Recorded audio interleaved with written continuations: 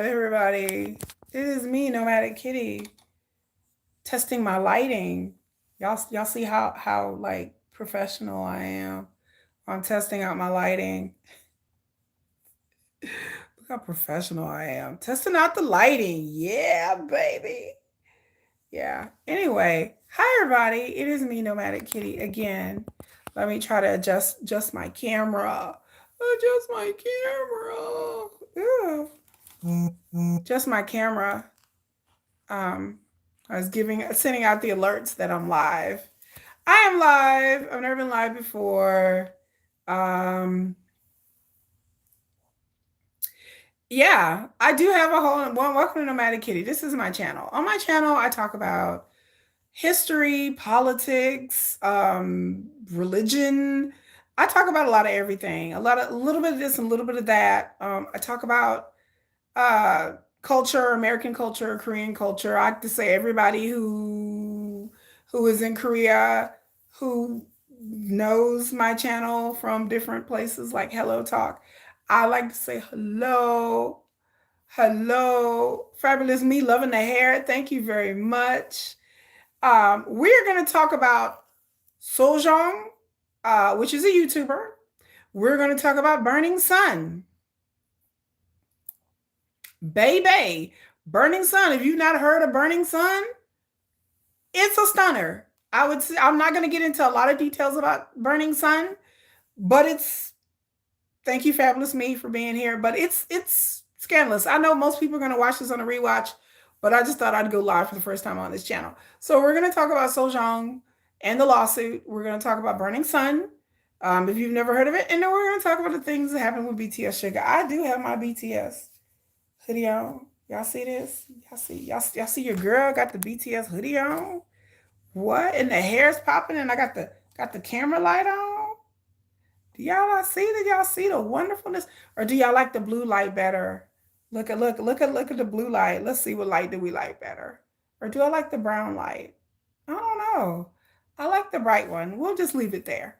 I got my ring light out. I got my makeup on, y'all. Like, y'all, you know what? I'm just so loving y'all today. So let's begin.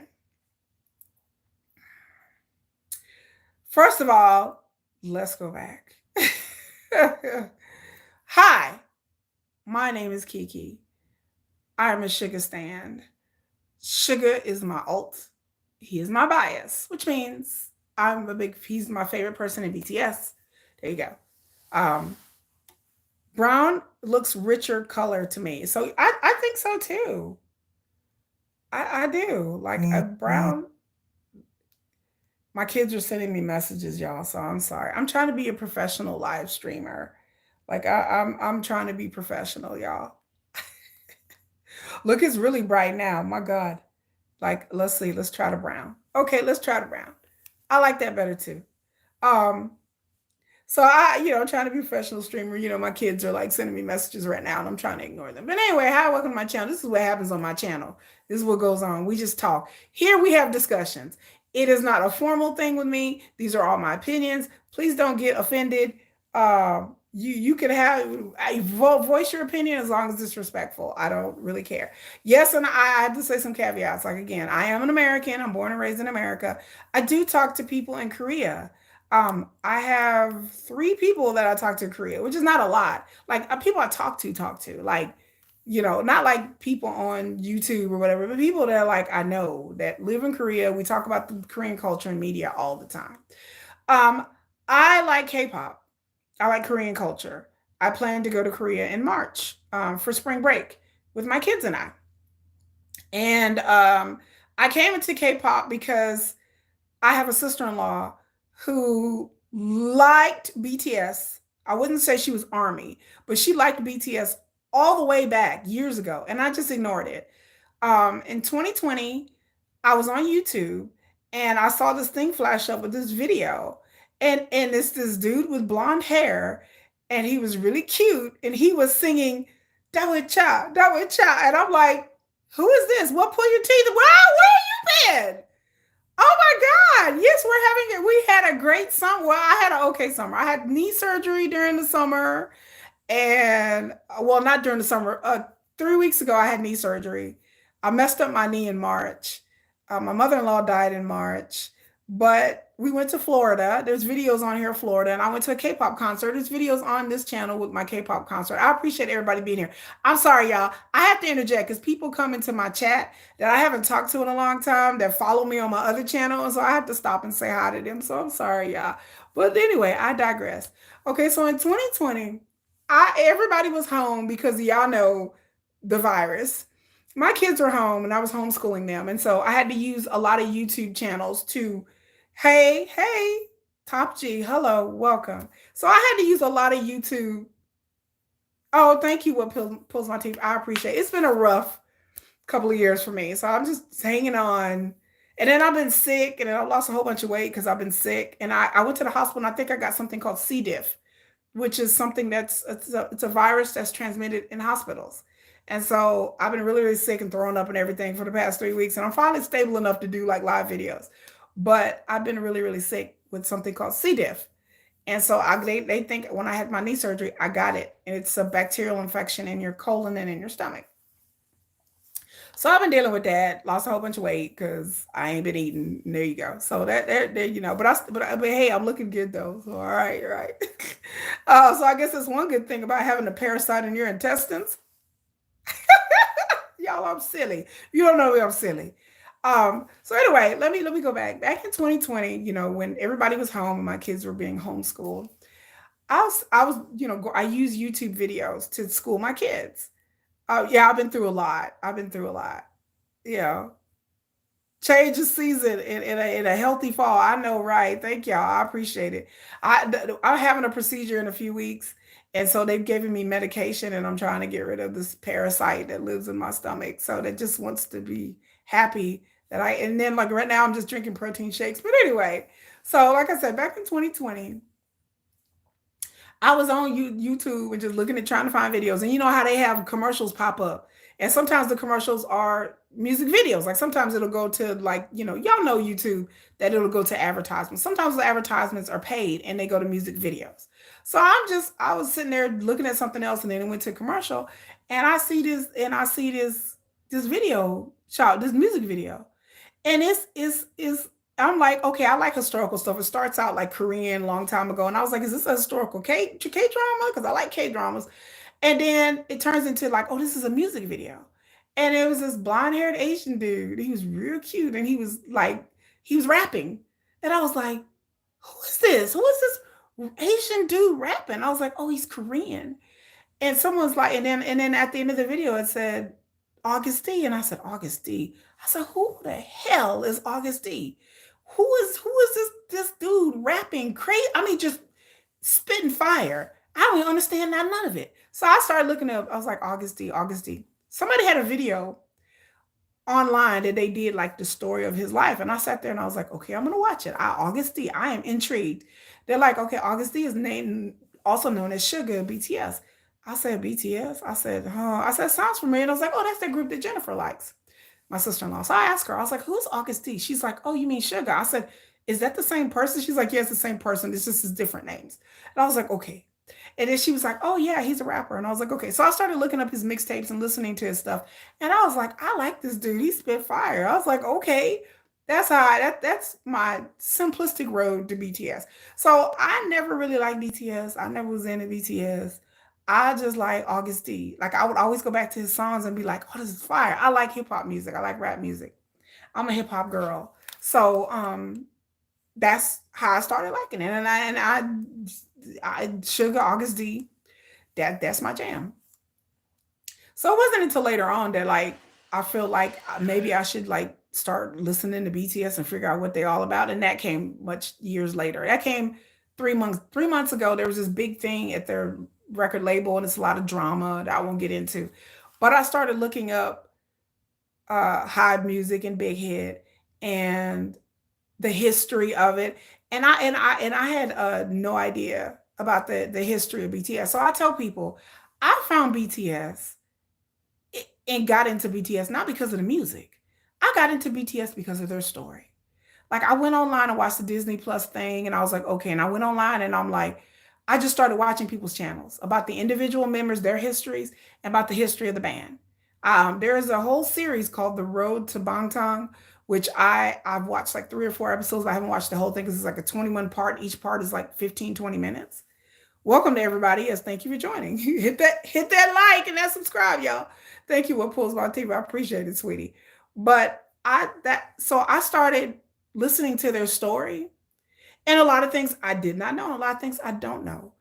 I fell in love with their story. I'm like, this is a compelling story. How they went from they were a band of 7 dudes who were trainees who started at a company that nobody paid attention to, that everybody ignored, that they worked hard, and how dirty they were done, and how in Korea that they were ignored, and that they started putting videos on YouTube. Something that is standard to in the K-pop industry today. A lot of things that happen in the music industry about how people connect with fans, especially in the K-pop industry, was started by BTS. So I salute you. My hats are off to them. I didn't know all this. So all the cutesy cutesy videos and TikTok dance challenges that y'all see online, BTS started that. They started groups doing TikTok challenges and dance challenges. That started with them. They were on Twitter first. They were Twitter sensations, blowing up Twitter before all of these artists and performers were even on social media good. This was 11 years ago. Okay. You got to think 11 years ago. This is before Twitter blew up and Instagram blew up and Snapchat.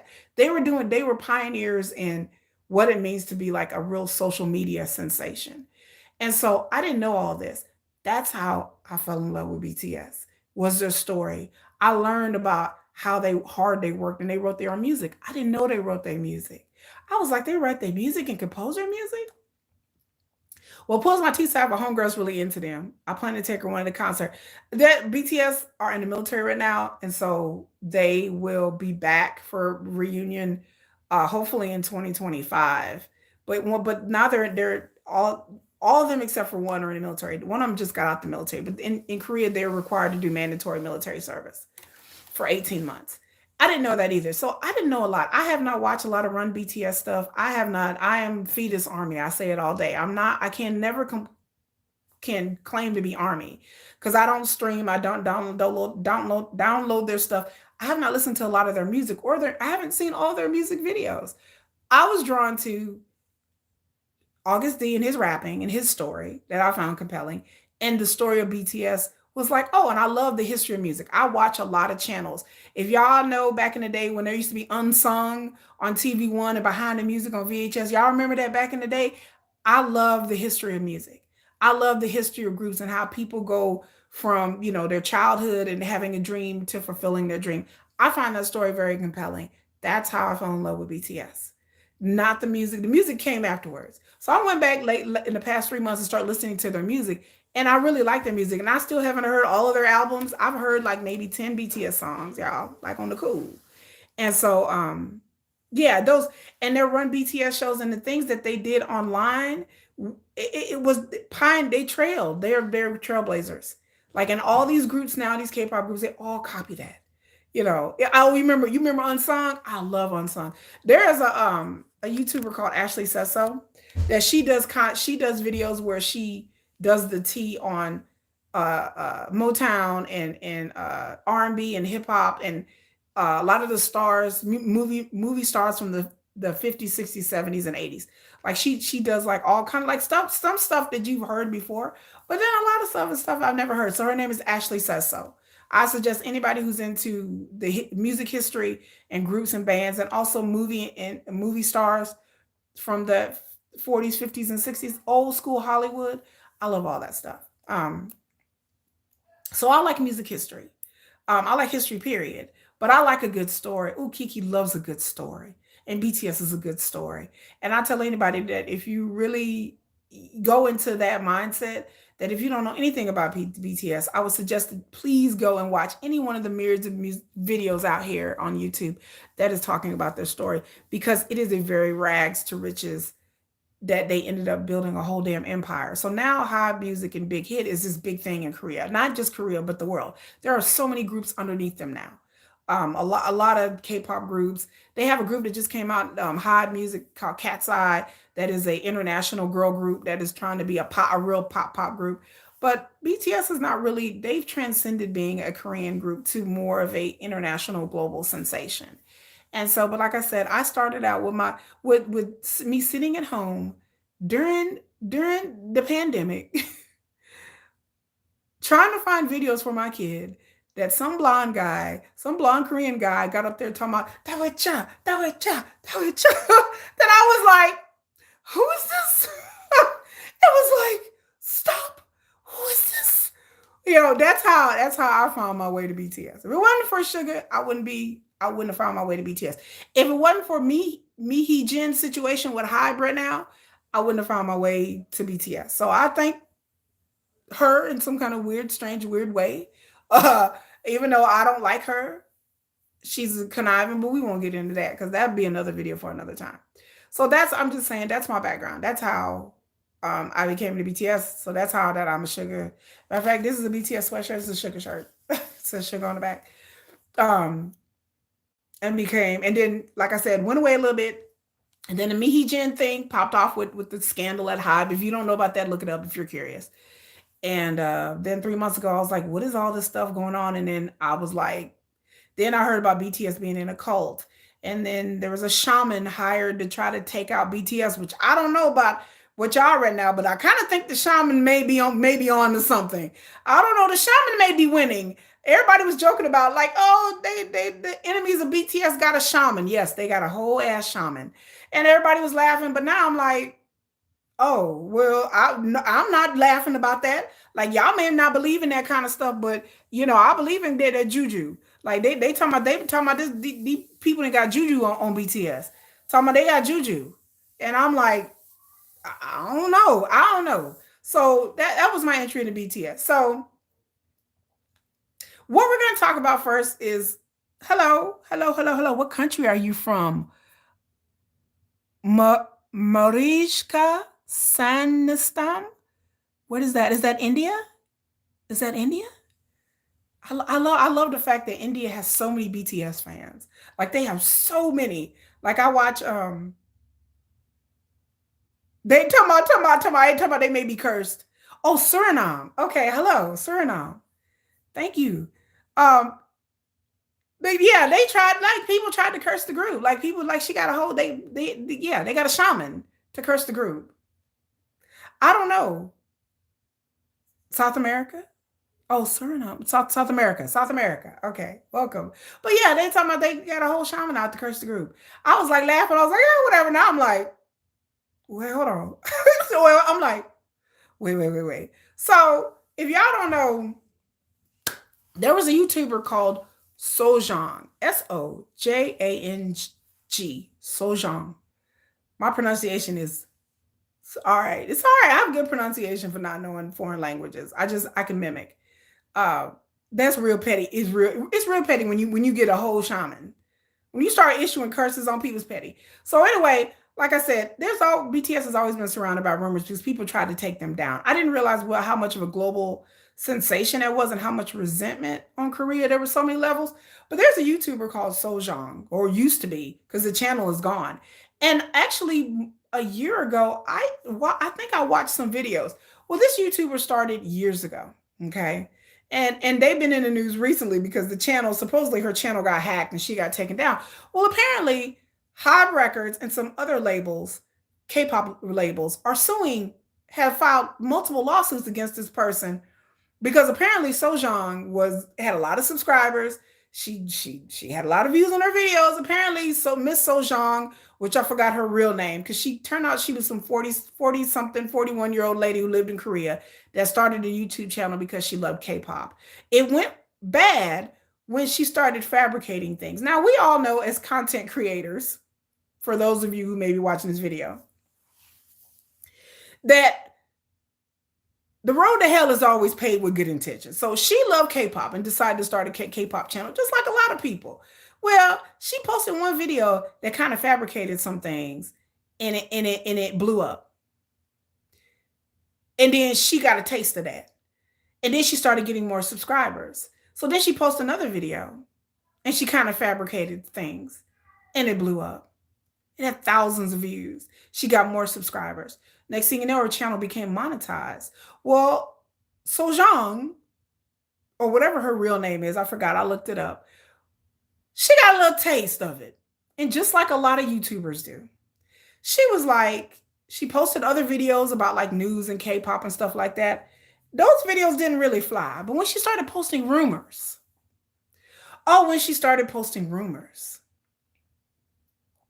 the videos blew up. So Miss Sojang just started posting all kinds of things. I read all kind of crazy things on her website. She posted things about BTS members. She posted things about Blackpink members. She posted things about members dating. She posted videos about people smoking, about people, all the things that would be scandalous in the K-pop world. She just posted things. And it caused a lot of problems for a lot of K-pop singers that they had to come back and post their own videos and refute a lot of things that she said. She stuck to her guns. There are K-pop members that posted things about her, and she taunted them. Like via BTS got online and said that, he was going to get with his lawyers and see what she was posting. This lady was posting things about people's friends and family members who are K-pop singers. She was posting things about their family. Turns out, Miss Sojang channel, she was just making up stuff. She was just making up stuff. She came out and issued a statement saying that she apologized because she got hit with multiple lawsuits. Multiple lawsuits, even after people complained to YouTube. And I tell people, you can complain to YouTube all day. YouTube will not take down that channel unless it's something really, really crazy like violence or something like that. Violence or terrorism, something like that. YouTube won't take down your channel. Even though these record companies, SM, Hive, and other ones complained, YouTube did not take down the channel. Turn out old girl, Sojang, was just making up stuff. She was making up stuff. She released a statement saying, yeah, she got carried away. She really regrets her actions. She's really sorry. But she kind of got carried away, and she don't know why she did it. Was it because of the fame and the attention that she got from K-pop stars, or was it the money? But she really sorry. No, she's sorry that she got lawsuits filed against her, and her channel mysteriously got hacked, and now it's taken down. So this was a scandal. This came out 3 months ago that Hive and via BTS and Jungkook was suing her because she posted things about them being in a relationship. All kinds of stuff. And it turns out old girl just made up everything because she was getting clicks and views, and her channel got monetized, and she was getting money. But you can't just make up stuff. But apparently the laws in Korea are not very slanderous. So 3 months ago, this came out in the news, and it came and it kind of went with K media. Came in Korean media. Came and it went. But I was in shock as a content creator that you can get on YouTube, you can ruin somebody's life, because this ruined people's lives. This shit that she was saying. And you can ruin somebody's life. And I guess that's just okay. I guess you can get sued. Okay. And then, like I said, at first, this lady didn't even have an identity. They didn't even know who she was until somebody went digging and found out that she's some middle-aged lady that loved K-pop. And I guess she just liked the attention and the money. So I guess her issuing an apology, I guess it was okay. But again, I was shocked that this wasn't in the K media no time. This was barely a blip.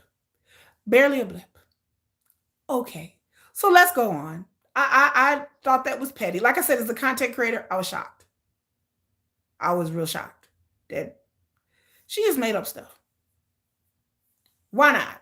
So that throws a side eye. Let me say this before we move on. That throws a side eye about, I used to subscribe to a lot of K-pop gossip channels. Some of them newsworthy, some of them not. I tell people, be careful the channels that you watch, because a lot of these channels are content farms. So in other words, there's companies out there that own multiple channels, not just in K-pop, but in news, period. Any kind of subject, entertainment, movie critics, anything that you can think of, entertainment and non-entertainment. There are people out there who have anonymous, faceless channels that they produce videos. You hear a voice narrating it. The voice may or may not be AI. It may be a bot. But a lot of these channels pump out videos daily. A lot of these videos are not accurate. some of these videos are AI. People have accused my channel of being AI in a content farm, and I had to come on here and show people, hello, I'm a real person. I'm not an AI channel. I read my comment section. I produce my videos. But people have accused me of that.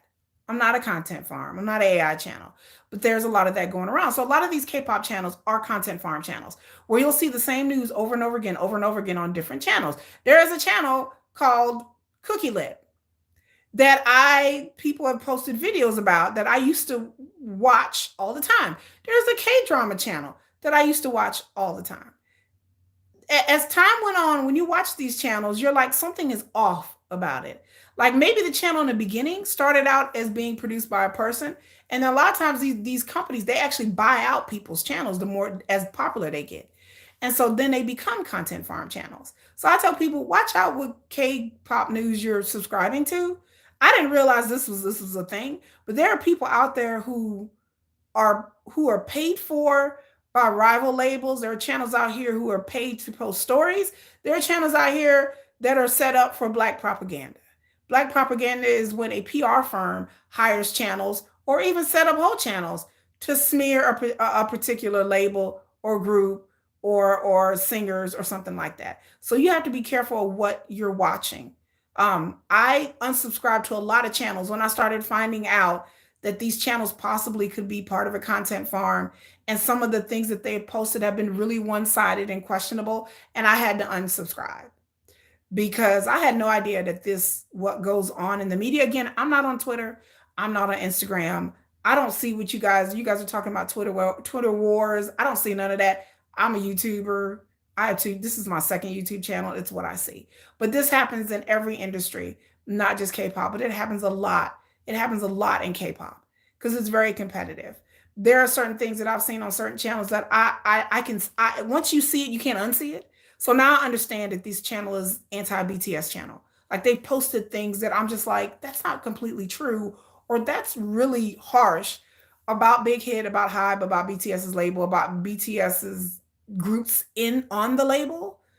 You got to watch out for that too. There's a lot of labels with Hybe. There's a lot of artists with Hybe. Hybe is the conglomerate, and they have different labels and subsidiaries underneath them. So Hybe is affiliated with Big Hit. Big Hit is where BTS started up, and because BTS became so popular and they're a multi-billion-dollar industry at this point on their own, Big Hit was able to create a conglomerate called Hybe, which is like an umbrella corporation with different subsidiaries, and they bought up different smaller labels. And so they have many different groups under Hybe Records. If you go, Hybe has the YouTube channel, and you can see all the Hybe artists there. HYBE Hybe, for those who don't know. But I've seen a lot of videos about BTS being in a cult. And I'm like, I just giggle. Like I thought it was funny, but then I started seeing all these videos pop up over the past couple of months. So what a lot of people think is that there is a concerted effort by certain people to smear BTS. Now, again, I chalked this up to just conspiracy theories crap. And I was like, as time goes on, I'm like, wait, didn't this person talk about the shaman? And I'm like, and then BTS are in the military, so they can't really defend themselves. So that's a whole thing. So I just have to bring that up that when it comes to Sojang and these other YouTubers who make up rumors, I mean, some of that that she's not the only one. There are other channels out there that are doing the same thing that do stuff just for clicks and views. So that brings me to Burning Sun. With heavy heart, I have, like I said in my other channel, I have not talked about Burning Sun on either one of my channels because it's a lot. Burning Sun was the name of a premier Seoul Korean nightclub. It was a place that everybody wanted to be. It was a nightclub run by a company, like a media company, and it was spearheaded also by a K-pop singer who used to be in a K-pop group called Big Bang.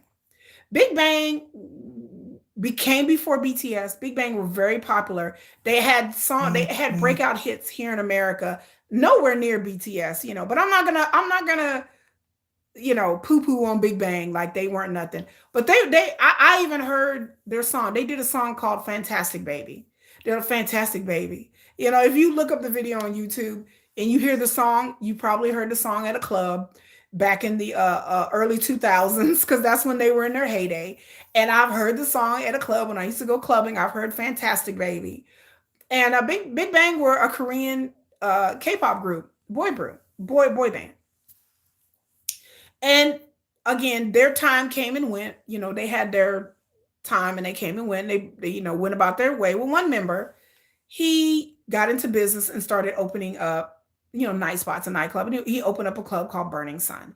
Everybody wanted to be there. It was the place to be. It was very popular, everything else. Well, it turns out, this guy who I won't even say the guy's name. I was gonna say his name, but I won't even say his name. I won't even dignify. If you look at Burning Sun, there's been documentaries, there's been videos, there's been all kinds of things on YouTube you can look up about Burning Sun. To make a long story short, this dude had a club and had employees working there, had a whole network of drugging women and essaying them and then recording it. And they had like this group chat where all these men would go in there and watch videos and comment really disgusting things. Of course, that's illegal, even in Korea. Some of these women had no idea that they were targeted. These women would go out on a night at a club, either with a friend, without a friend.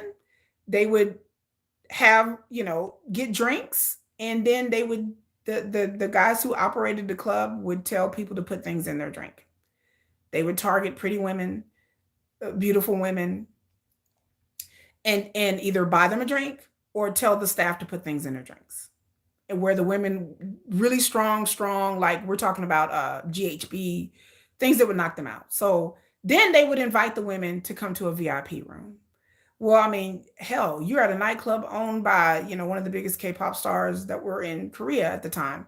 And you're like, hey, I could go to a VIP room, and they invite women to VIP rooms. And in these VIP rooms, these women they would videotape them. These women would be passed out. I mean, like passed out. That they're not, it's not consensual. And they would joke and they would video record these women being essayed. And they would pass these videos around, and they have these huge chat groups of all kinds of people in these chat groups. Guys who worked at the clubs, their friends, police officers, officials, businessmen. So it got out that this is what this club do. So people would come from all over, all kinds of high rollers, because they knew what was really happening at Burning Sun in these VIP rooms. They knew that, like, I could get one of these women, like, and then they would have like code names for them, and like, and then they sit there and say like, yeah, we're gonna give her lots of water to drink, which means that they were gonna put something in their drink and drug her. Like, they all had these little code terms that they would text each other, and then, like I said, and the staff was on in this. The staff was in on this. Which women to give certain drinks to, which women to pull in the VIP room, and then they would have tier systems and money. Like the staff, like how many women could you bring into the room? Like the staff and the waiters would get a bonus. Like just stuff like that. Craziness. Like the more I listen to this stuff, the crazier it got. This happened. And so this happened. This guy got caught in 2019. So this story was blown wide open because the rumors were getting out what was going on at the club.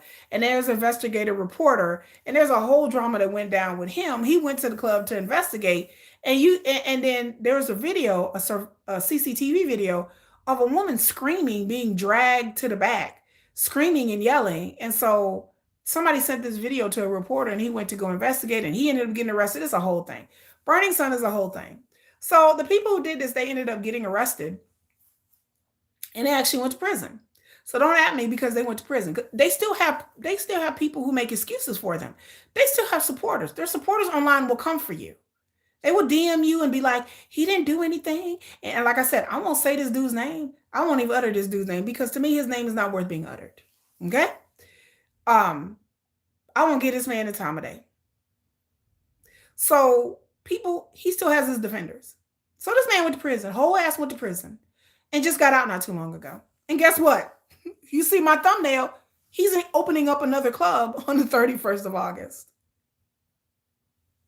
called Burning Sun. Because, Korean justice. He went to prison for 18 months, got out, and apparently has enough money to open up another club. Hopefully this time he won't be drugging women. and essaying them on camera. Like I say this not to joke or make light of it, but it's so preposterous. It's so incredible. Again, where's the Korean media? I like he got out of prison. This dude got out of prison, got up there, did a press conference saying, "Oh, we were so sorry. He's changed his ways, blah blah blah." And the other people that were arrested, they've been out of prison. They have been on living their best life, baby. Some of them been on vacation and got girlfriends and a whole thing. They got girlfriends. Again, I'm like, okay, Korean media, okay, accountability, because Korean media people on YouTube, K netizens be like, it's all about accountability. I'm like, okay, Burning Sun dudes got out of prison. Oh, he opened up another club. Okay, well, yeah, we over there now. We done. Okay, he got supporters talking about leave him alone. Let him. He served his time. Let him go live his life. Oh, okay. All right. Oh, I guess we're over it. The women who this happened to them, the dozens of women, and the other women who didn't come forward, because I'm sure there's more who just got so ashamed they didn't come forward. They not over it, but I was like, oh, I guess we over it. Oh, all right. So it barely made a blip in the media when he got out of prison, and barely made a blip that this man is opening up a whole nother club. Right. So now we come to Suga. So 2.5, almost 3 weeks ago, I told you that BTS members are in the military, right? Right. Okay. 2.5, 3 weeks ago, Suga, BTS, my bias, my alt, BTS members been in the military. He's in the military, but he does civil service because he had a messed up shoulder, so he can't do like the regular military. So between 9 to 5 or whatever it is during the daytime, he does civil service. So he goes to like a 9 to 5 job. I don't know what he's doing. It's civil service. I don't know if he's working with people or children, right? Doing paperwork. I just can't imagine Yoongi. His real name is Yoongi. I can't imagine Suga just typing at a desk, just type. Can you imagine Suga just with his laptop, just typing up paperwork? Hi from Algeria. Hello, baby. Hi, Algeria. What's up? I love all these international people. Can you imagine Yoongi just at the computer, just typing up stuff and doing paperwork? Can you just imagine that? That would just seem so cute to me. Like he's just like, I'm doing a spreadsheet. I'm doing accounting. Just type during the daytime. So after he does his 9 to 5 for the military, typing up paperwork. Yes, the cat typing. Can you see the cat just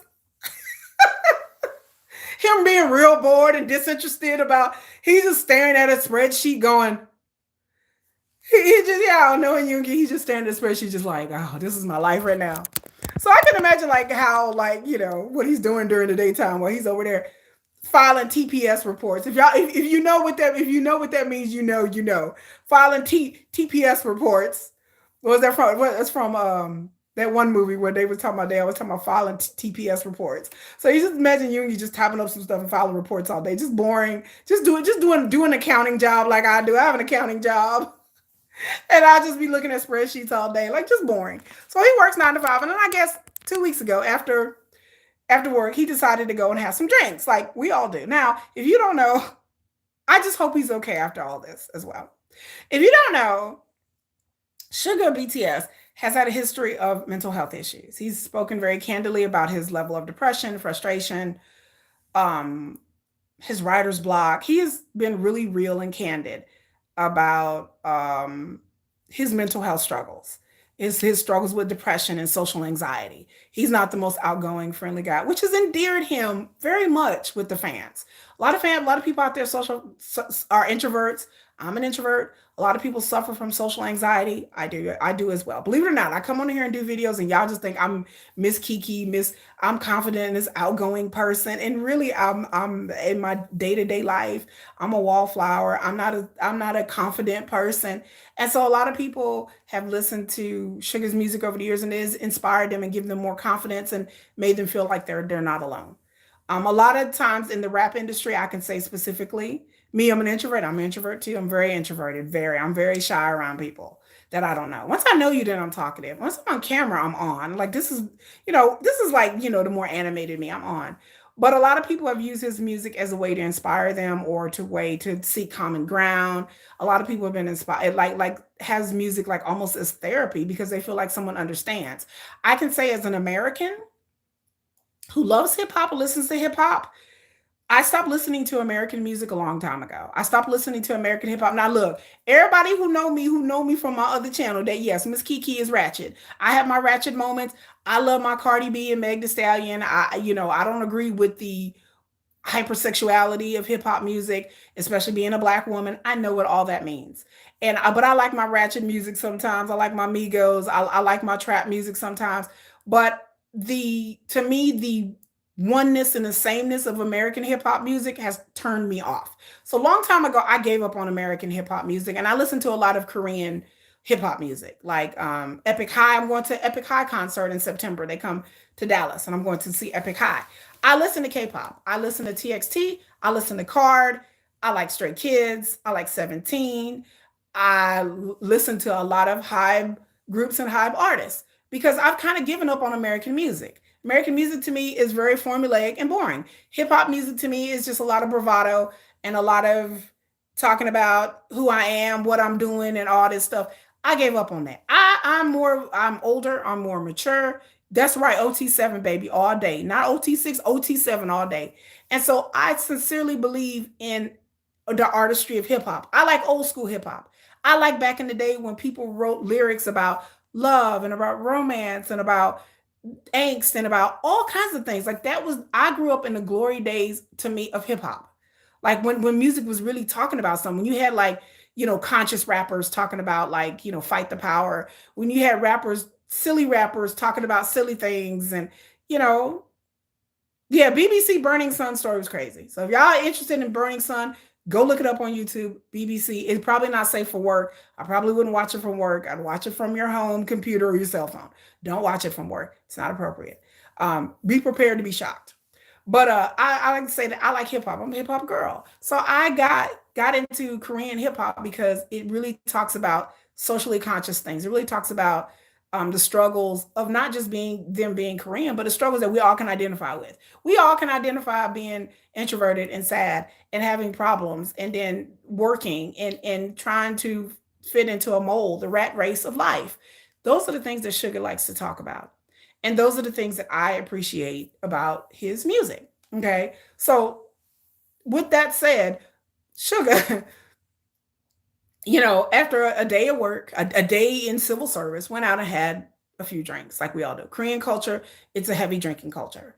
I have to say that it's a heavy drinking culture. I've seen this firsthand. Again, the people who just popped in this video, I know people in Korea, and we have had these discussions about mental health issues and drinking culture in Korea. And the mental health issues and the drinking culture go hand in hand, y'all. This is something that I think a lot of people don't really um put together. That working in Korea is very hard. They work a lot of long and hard hours. Same thing about in Japan. Koreans and Japanese people are some of the most longest working, hardest working people because they don't have the protections and the laws like we do in a lot of westernized countries about like labor laws and then working long hours. It's just kind of culturally assumed that you're going to work 12 to 13 hours a day and that you might be able to you got to come on weekends, and if your boss asks you out to drink, you're expected to go out to drink. Like it's considered like a smack in the boss's face if you don't go out and bar crawl with him.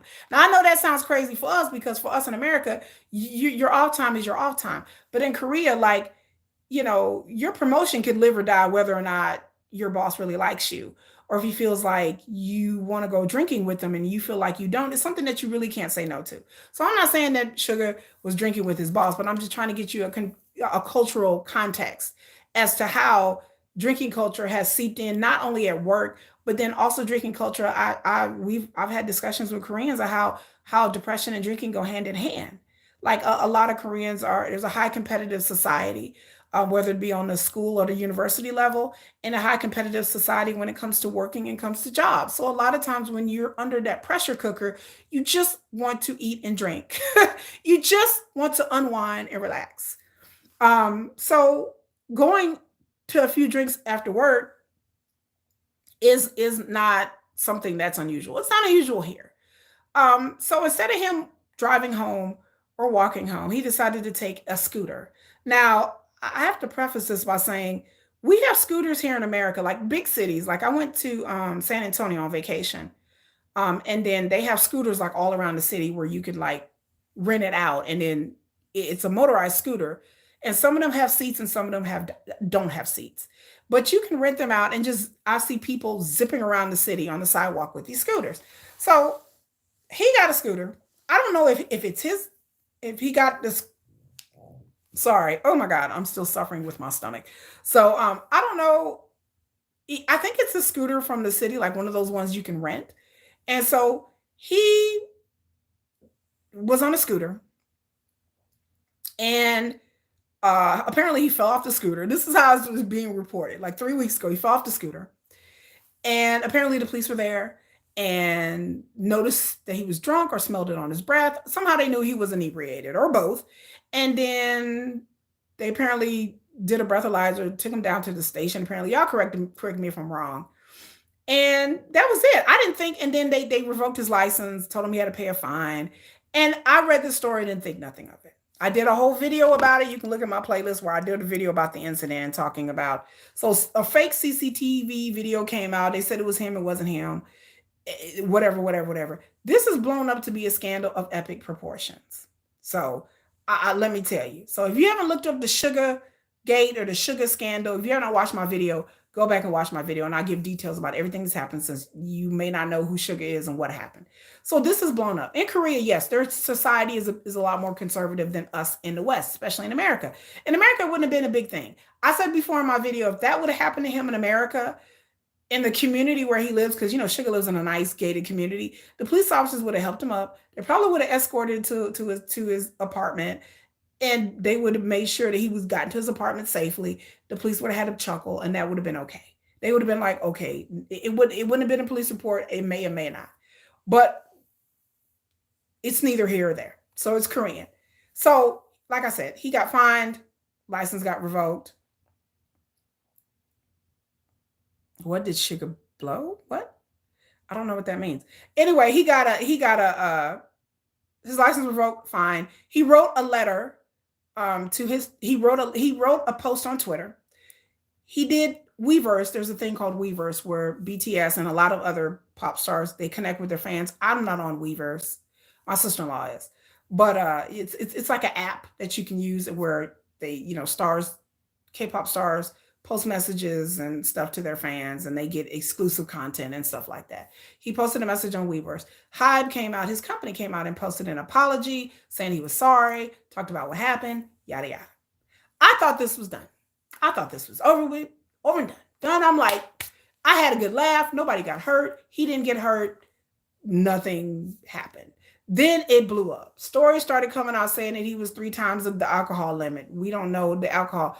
Then a story started coming out saying that he was passed out drunk on the sidewalk. I read that. Then things started to be posted on, and again, I'm not even on social media, and I read this stuff. I read this in K-pop news channels that were popping up in my YouTube feed. They was like, oh, well, he drunk. Oh, he passed up. I swear to God, I read online, somebody did a video talking about he was passed out drunk, that the police had to pick him up, that he got up and he said he was Sugar from BTS. Do you know who I am? I'm Sugar from BTS. Like, I was laughing because I was like, surely this isn't real. They said he was going to prison for 5 years. I read that. People started sending funeral wreaths to his company, which a funeral wreath is basically like saying death, and that they wanted him to be gone, to be fired from BTS. The company came out and said, we're not firing him. Y'all stop. I mean, this went crazy. And again, I'm like, oh, okay. I'm like, so this is, then people started having something called the Sugar Challenge, which I didn't talk about in my last video because I couldn't believe, I didn't know this was a thing. And when I say make news, when I say this has made international news, this has been on Billboard, this has been on Entertainment Tonight, this has been on Rolling Stone, this has been in India Times. India Times, y'all. Like, I watch international news. This has made international news. This was in the Guardian in the UK. So I don't want to have anybody up here telling me like, oh, this is no big deal. This made news internationally. But internationally, they let it go. It was a blip on the news. That in Korean media, it made their national news, KBS, Asia 10, it made all of their news.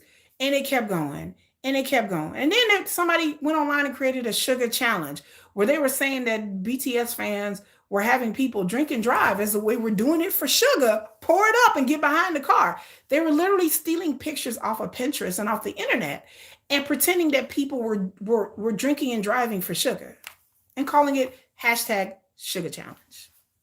And then the Korean media went with this. This was the number one search in Naver, which Naver is the Korean Google. This is the number one. This just trended in Korean's Google, the sugar challenge, and it was on the news. It was on the evening news. Why was this?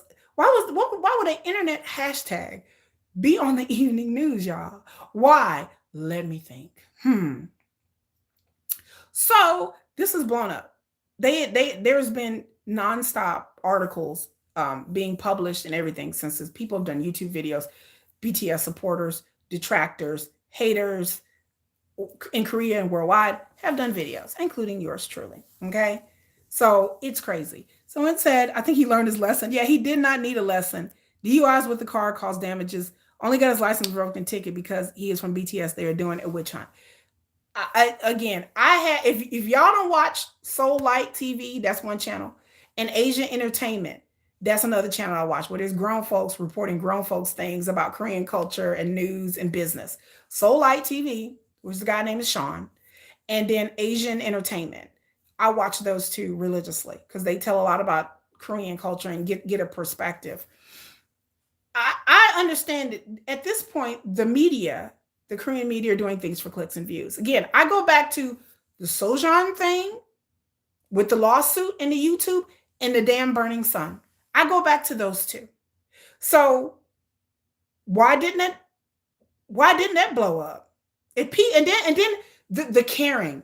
Oh my God, y'all. Like, oh my God. Like, oh my God, I'm gonna have to go off.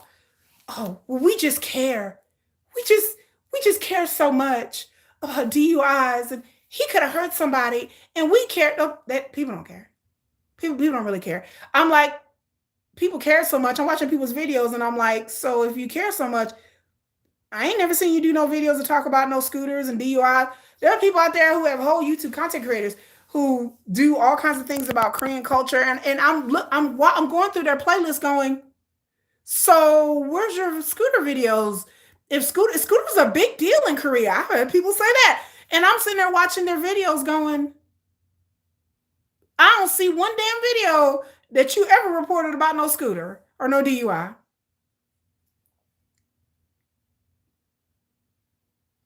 But they're a big deal in Korea. But I'm like, so where's your content about this?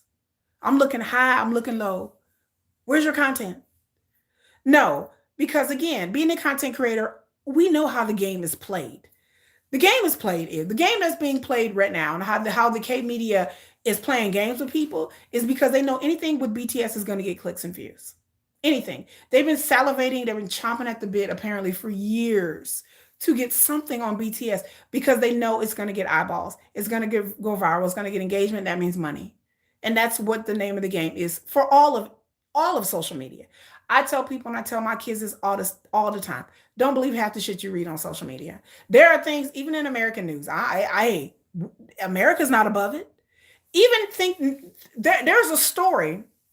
I'm gonna give you an example that's been going around on social media that I don't see because I'm on social media, talking about the situation between Blake Lively got a new movie, and apparently Blake Lively and the director are having some kind of problem, and they unfollowed each other, and apparently like they didn't want to go to the red carpet. All of this was made to do online about Blake Lively and his director. No one cares. The only reason this made story is because it's a slow news day for entertainment. So I tell people, the internet is not real life. Half the stuff on the internet are for clicks and views. No, 90% of the stuff on the internet is for clicks and views. Journalism is dead. It's not all scandal and sensationalism. We are not saying he did make a mistake. Guess what? He's human. Yeah, he's human. I'm just saying that he shouldn't be treated differently than any other person. If it was me or you, and I was in Korea and I turned the corner and I fell off my scooter drunk, my license would have got revoked. I would have got a fine. I wouldn't lose my job because of it. I would have got a fine. But the idea that it's now a witch hunt because people are like he need to be held accountable. So the law doesn't do that? I'm confused. The law needs to hold him accountable, not social media, not the news. What does the news have to do with holding anybody accountable? And again, I have to say something and I have to say something and I'm going to say it and some of y'all going to get offended. I wish Korean people would in media would say it with their whole chest what they really mean. Because when they talk about accountability, they're not talking about the law or him apologizing, which he apologized again. They're not talking about that. They talking about trial by humiliation. And I wish people would just say that. I wish people would stop saying, well, he could have hurt somebody and we want him to be accountable and we want justice. I wish people would stop saying that. No, no, no, no, no, no, no. What you really want is that you want proof, social proof, that he is going to suffer in some way because of this. And you want trial by humiliation. It's nothing to do with accountability. Y'all want people to suffer. That's it. And it's not just about him, but there have been other people, like the poor Parasite actor who decided to take his life after Christmas because he supposedly, some chick came forward and said that they were doing recreational substances and he was having an affair with her. And so my question is, what happened to that? What happened to that case after that poor man took his life? Parasite actor, what is it, Lee Sung Yuk? What happened to that case? Does anybody know what happened to the girl that accused? What happened? Oh, well, we didn't move on. Well, I'll tell you what happened. Turns out this chick has set up other dudes before. She's blackmailed other people. And that's what she was doing. She was blackmailing this dude. As whether she was having an affair with him or not, probably. But she was blackmailing this dude to try to get money from him. That's what happened. And it just kind of strange to me that after this man took his life, then on to the next story. So I'm like, so he took his life and went through all this for. I think the chick may have went to jail because she's a whole extortionist and a whole. She was dealing substances to a bunch of other people, and G Dragon got caught up in this and all that. And G Dragon had to show up between at the court, and he had to take a drug test. And G Dragon, oh, he's an addict, and everybody drug him for filth, and he took a drug test at the police in the town, and he wasn't an addict, and he didn't do anything. And y'all leave my G Dragon alone. And he got up there and was like, okay, now what? And then well, he's innocent, and which, but a whole man didn't off himself. And now everybody like, oh, I don't even know what happened. So the point is, real journalism is dead here and in Korea, but in Korea it's worse. And that so-called news sources and outlets are just like tabloids, like what do we used to have, like the Inquirer? It's like that. It's where they basically just make up and say things and then be like, oops, we got it wrong. We'll retract that. We'll delete it, but then the damage is done. Yeah, said reporting lies of truth without repercussions is okay for Korean media, but let's lynch sugar for what most of the world considers a minor event. 90% of those people hating drink and drive, right? I was like, y'all trying to sit up here and pretend that is not drive. I said, and then the people who participate in this, the people who the antis, I understand there's anti people who don't like BTS. I understand there are other fandoms that do this, but this is like beyond just black oceaning anybody or having what was it the balloon war that broke out between the two fandoms back in the 90s. That was innocent. Now people are on social media ruining people's lives. Like people are out here offing themselves because people are getting hounded mercilessly. That actor who took his own life, it was 2 months of nonstop.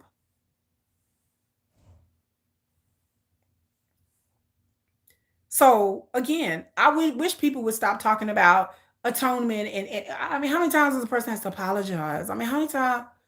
I apologize. I wrote a handwritten letter, and y'all don't want to. Again, I don't want anybody to talk about. They want atonement. They want no. You don't want atonement. Let's change that. Let's just back that all the way up, and just say it with your whole chest. Say what you really want to say. We want him to be humiliated. We want him to suffer some sort of consequence that's beyond what the law states. We want him to suffer. We want him to feel really, really bad about himself. We want him to lose his livelihood. We want him to feel so bad that because he's so high, we want him to be taken down a peg or two.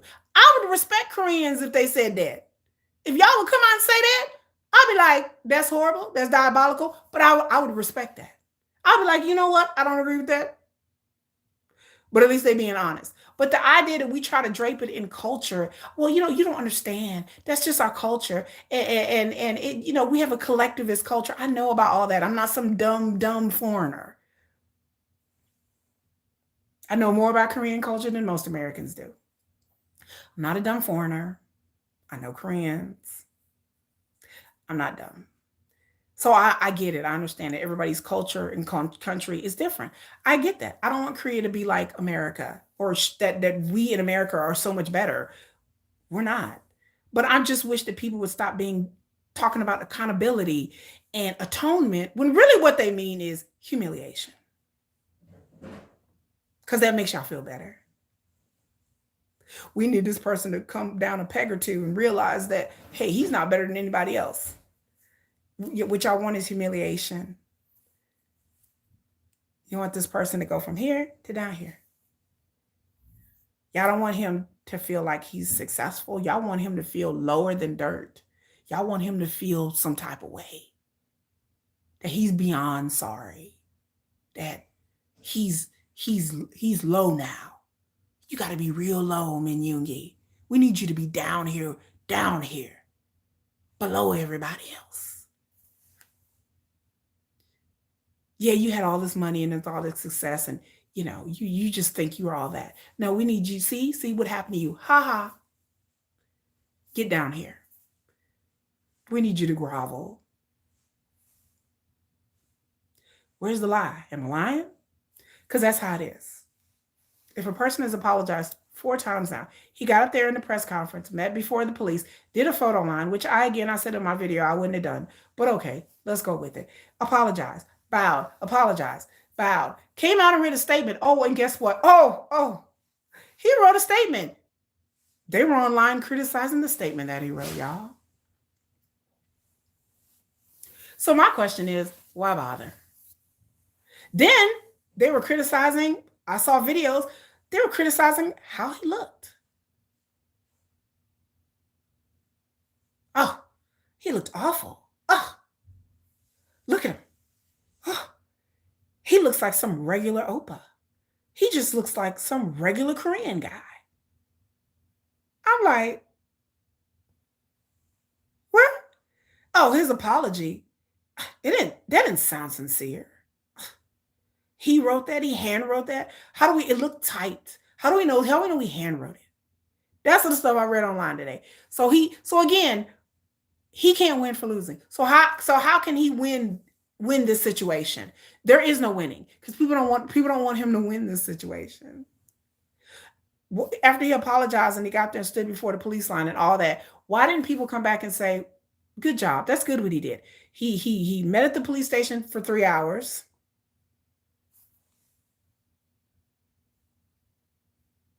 For 3 hours for their investigation. He left the police station, bowed, thanked everybody for being there, apologized again, just for the next day. And then he wrote an apology, a handwritten apology on Weverse, just for the next day for people to go, oh, that apology didn't seem sincere. And he looked like shit. Which, let me tell you, and I'm going to try to be nice. And make sure y'all thumbs up and like this video. Everybody who's in there, I welcome one and all.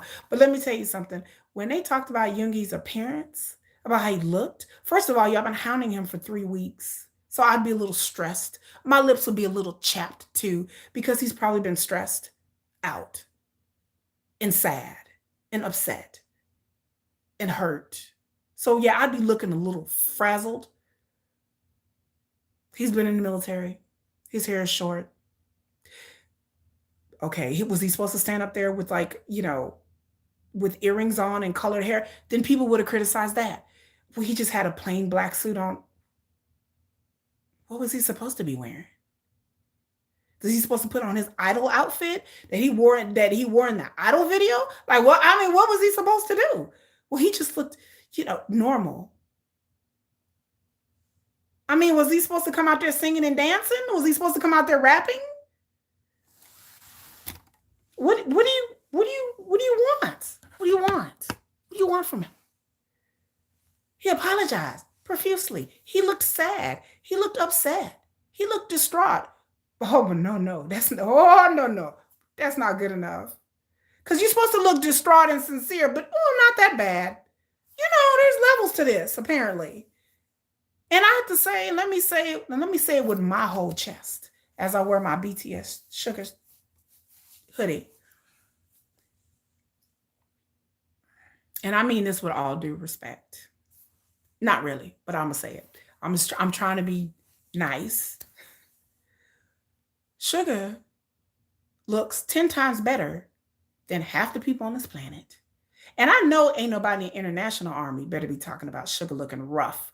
When Sugar looks 10 times better than half you bearded, unbathed knuckle draggers in America. I don't want to hear it. Yeah, I said it. Said what I said. I said what I said. You scruffy, overweight, degenerate knuckle draggers.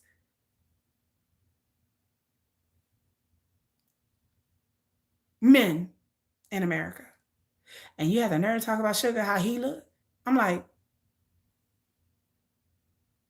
I said, even on Sugar's worst day, he looked better than half the men on this planet. So stop. I'm like, even sick,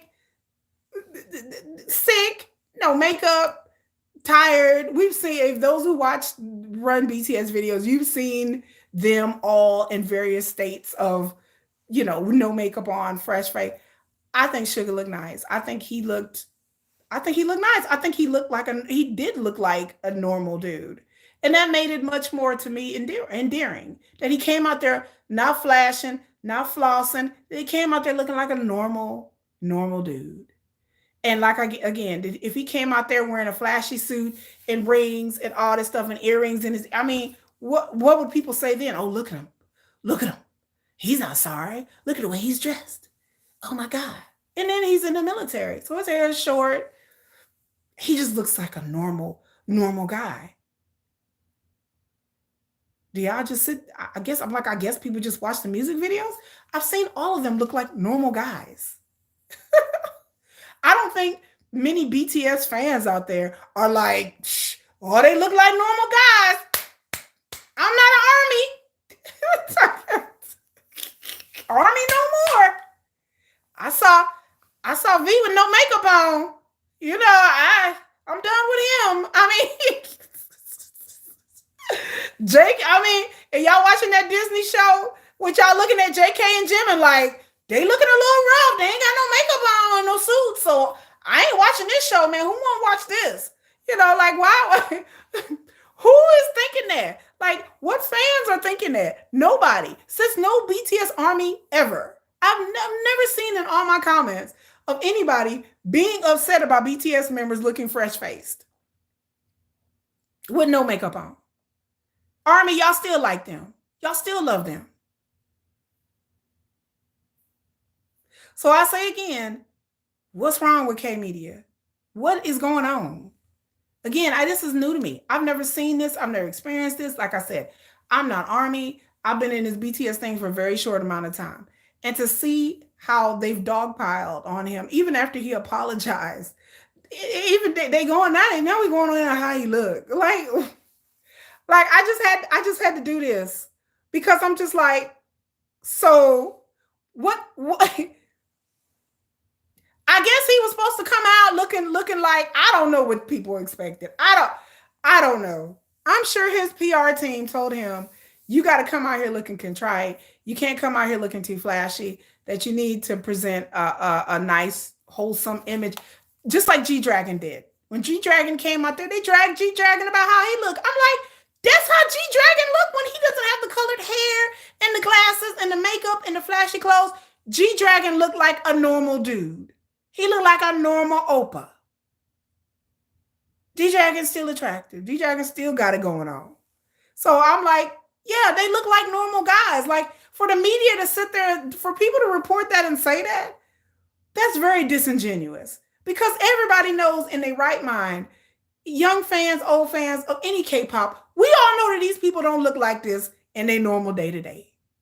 We all know that these K-pop members don't look like they do on music videos and TV shows on their day to day. We know that any stars in America, we know that damn well we done seen Cardi B with no makeup on. I done seen Meg Thee Stallion with no makeup on. Hell, I don't look like this without my wig and my makeup on. So the idea that like he's supposed to stand up there and look what like he was dressed for a music video, like I didn't understand that. Like he was supposed to show up as like August D, like he's supposed to just look fly and and then like I said, if he did that, they would have criticized that. So I didn't understand. I didn't understand that. So he's damned if he do and damned if he don't. So my point is, I don't know why he apologized again, but okay. But hopefully this is over and done with. I'm tired of seeing this pop up on my YouTube feed. I am tired of talking about this. I want the man to go live his life. For somebody who's had a history of mental health issues, I do worry about Suga's well-being. I hope he's getting the support he needs. I hope if he needs to go to get professional support that he needs, because I don't want to see another Parasite actor thing. I don't want to see it. And so, hi, Itzy. I don't want to see it. I don't want it because God forbid. I mean, but then when things like this happen to Sully, I will never forgive the K Media for Sully. If y'all know who Sully of FX is, you know who Guhara is. I won't. Moonbin. There's rumors about that, but they said I don't know. His parents ain't never really came out and said what Moonbin died of. But if y'all know Sully, I'll never forget the Sully thing.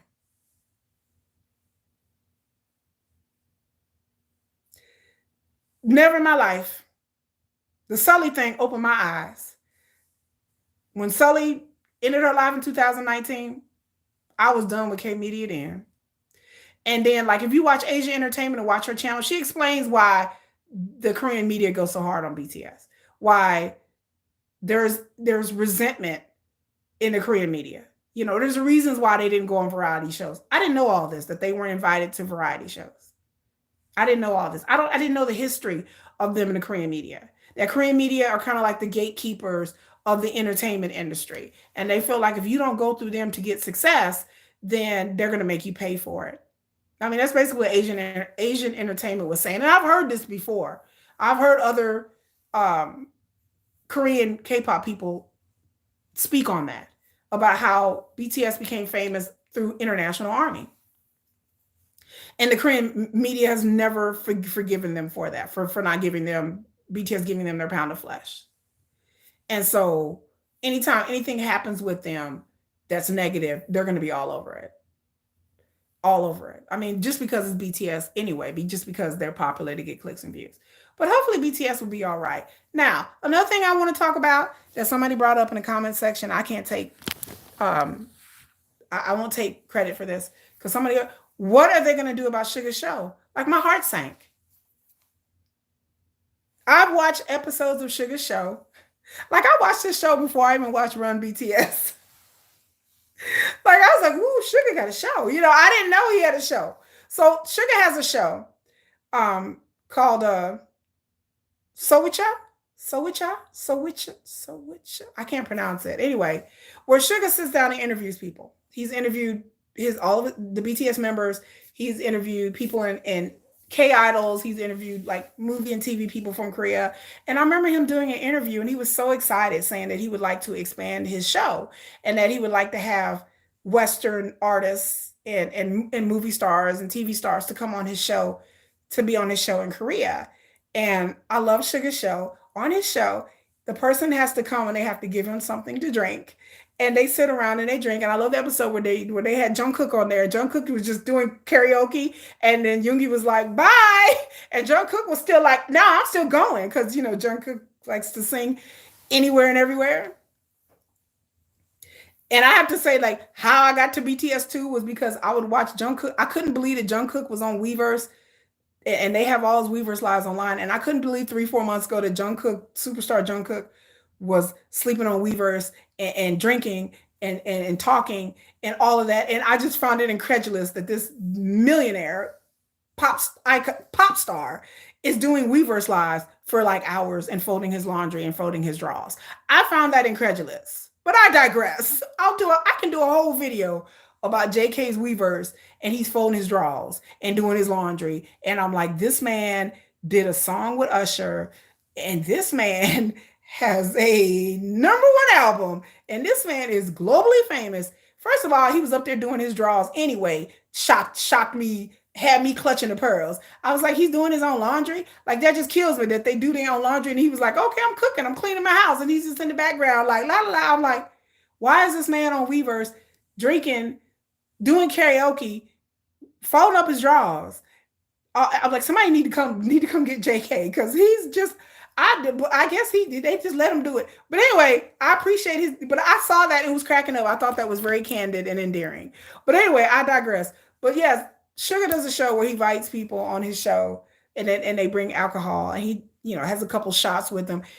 Somebody online is like, well, that show's over, and my heart sank. I was like, but I like that show, and Sugar seemed very excited. He wanted to expand it and get other artists on there from westernized artists, and I'm like, that's right. His show is over. He's not going to be able to do this show anymore. And that's sad because Sugar always seems so very excited. Sugar's idea of excited is like, it's this face. That's Sugar being excited. Yeah, I'm really excited. So, and I just thought about that. Like, somebody wrote that on the comment section, and I'm like, holy crap. He's not going to be able to drink. He's not going to be able to do his show anymore. He's not going to be able to do something that he likes and he enjoys. And he seemed to really like and really enjoy doing that and wanting to expand it. So I honestly don't feel like he's going to be able to do that show anymore. There's going to be just too much criticism for him doing the show. Even if he removed the alcohol element from it. I thought about that, but I still though, like, after this, I don't know. I don't know. After this, I want, BTS will reunite in 2025 while all of them are out of the military. They will have a reunion concert, which I will spend exorbitant amounts of money to go to. Um, I will go to that concert and report back here. I will for sure. Again, I'm going to Epic High and Card later on this year. I have AT's concert video on here. I have lots of shorts about AT's concert that I went to a month ago and had a great time. I will go to BTS concerts. They will reunite. They will come out with a new album. Sugar's probably writing that mixtape as we speak. He is going to probably write a song about this and clown on everybody. And hopefully he does, that he gets through this and be able to get over it. Hopefully he'll be able to continue his show. It's going to be really, like I said, really, really sad if they just get rid of his show. I think that would just be awful. I just feel like when stuff like this happens and people have to alter their lives, I feel like they won. You know what I'm saying? And I know armies, feel like Army has won because Sugar's music has jumped up to the charts. For those of you who didn't know, the other part of this is that Sugar's music is now trending on iTunes, Billboard. Sugar's music is everywhere. It is trending. It is shot up. Armies have done the thing. I said y'all are like a gang for real. Y'all are like gang. Like, y'all are gang for real. Like, y'all go hard. Y'all go hard for BTS. I've never seen anything like it. And y'all have sold out Sugar's merchandise. Y'all have streamed songs. The streaming has went up by the millions. Sugar's winning. Like, out of all things I could say, he really is winning, because at the end of the day, his music is trending. The fact that his music is trending made international news. It was in Billboard Entertainment, it was in Rolling Stone that his music is trending. And when they wrote those articles in Western media about his music trending, they did not mention anything about the DUI. I meant to come and tell you guys that. I've been looking at the articles in Rolling Stone, I've been looking at the articles in Billboard. All they mentioned was his music trending. They did not say anything about DUI.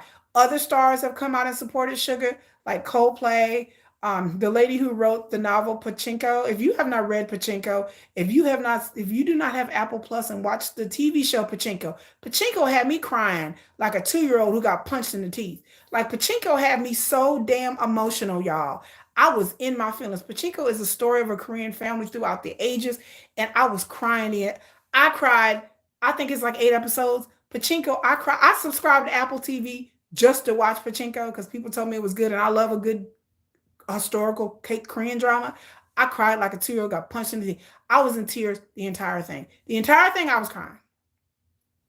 And I don't cry a lot, but it had me. Like Pachinko got me, y'all, got me hard. But the author who wrote the book Pachinko, she has came out supporting Suga and posted on her Twitter. Like I said, I don't get on Twitter, but I just know that people out there have supported Suga a lot and saying that they posted things about him or just posted his picture, and I know the fans have been out here streaming his music, pushed his music up on the charts, came back out of nowhere. Out of a whole year y'all have pushed up Snooze, y'all done pushed up D-Day, y'all done did the damn thing. So shout out to your fist bump to y'all.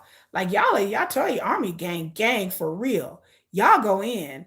And so that's the big story, is that at the end of the day, I don't want these people, whoever they are. And when I say these people, I don't just mean Koreans, but I mean the antis, the BTS haters, the people who are jealous of BTS, and especially the low life Korean media.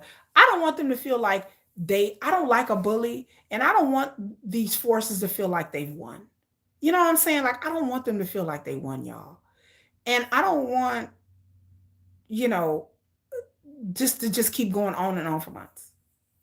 So I just feel like, Army has been vindicated. Um, Army has had the last laugh, I think, in this situation.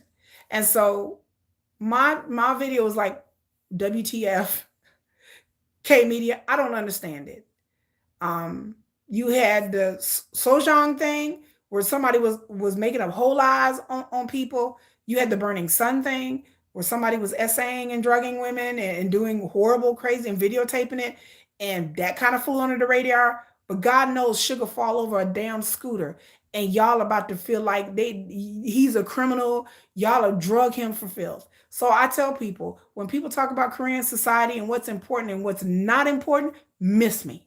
Miss me, because y'all pick and choose what y'all deem that's important or what's morally sound and just. When V eat one damn Happy Meal or fry, then all these people come out talking about the war in Gaza.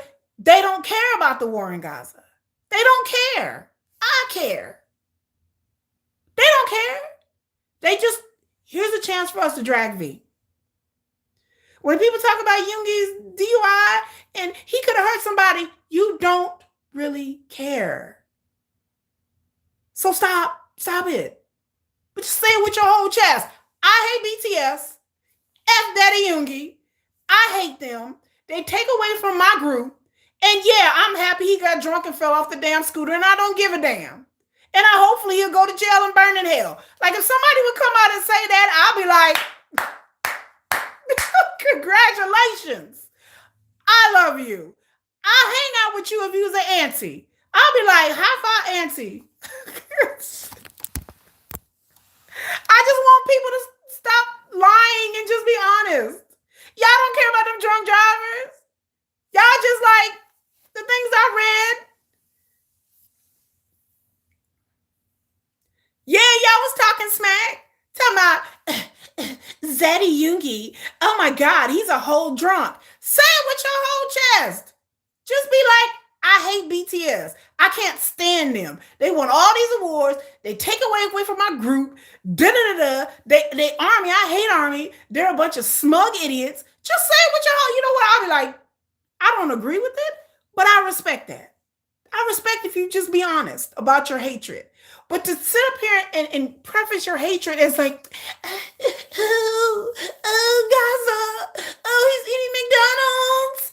Oh my God. And you just scarfed down a Big Mac an hour ago. Girl, bye. Stop. What about the people look up to the idols and they have a lot of weight and then you don't care about what about the children? What about the kids who look up to BTS? They're going to be out here drinking and riding scooters. Stop it. You don't give a damn. You don't care. What if he would have hurt somebody? What if he'd have ran over a dog? Lord have mercy. He would have ran over a dog going like 5 miles per hour. What if he would have ran over somebody on the sidewalk? What if he would have hurt somebody in a scooter going real slow? What about the children? Oh, it's like, just stop. You don't give a damn about the kids. You don't care if he'd have ran over your grandma on that damn scooter. You don't care what about the law, but the law states, okay, you don't care about that either. What about his reputation? You don't care about that either. Y'all just want to participate in scandal culture. It's like a blood sport at this point. A lot of people, they say that they don't care. They don't care about any of these social issues. They don't care about, they don't give a damn about a war in the Middle East. They don't care about none of that. A lot of these people, they ain't never mention a war. A lot of these people, I go to their Twitter and look at their Twitter, they ain't mention nothing. They ain't up here talking about free Palestine or nothing. They ain't talking about none of that. Let V eat one damn fry from a McDonald's box. And they like, oh my God, the thousands dying. I'm looking at their social media page going, you ain't mentioned nothing about nothing. Why you mad at V because he ate a McDonald's fry? They don't care. These people don't really care. And so it's the disingenuousness that gets me. That's what just burns me up. Because I'm like, don't try to preface this as some kind of moralistic argument. Or it's a culture. Our society, we're just so strict on this thing. When you damn well know that your grandmother or grandfather left the bar drunk last week because they were out with their family and friends, and half of y'all was drunk anyway. Stop it. Let's all pretend that Korea doesn't have a drinking culture. Okay.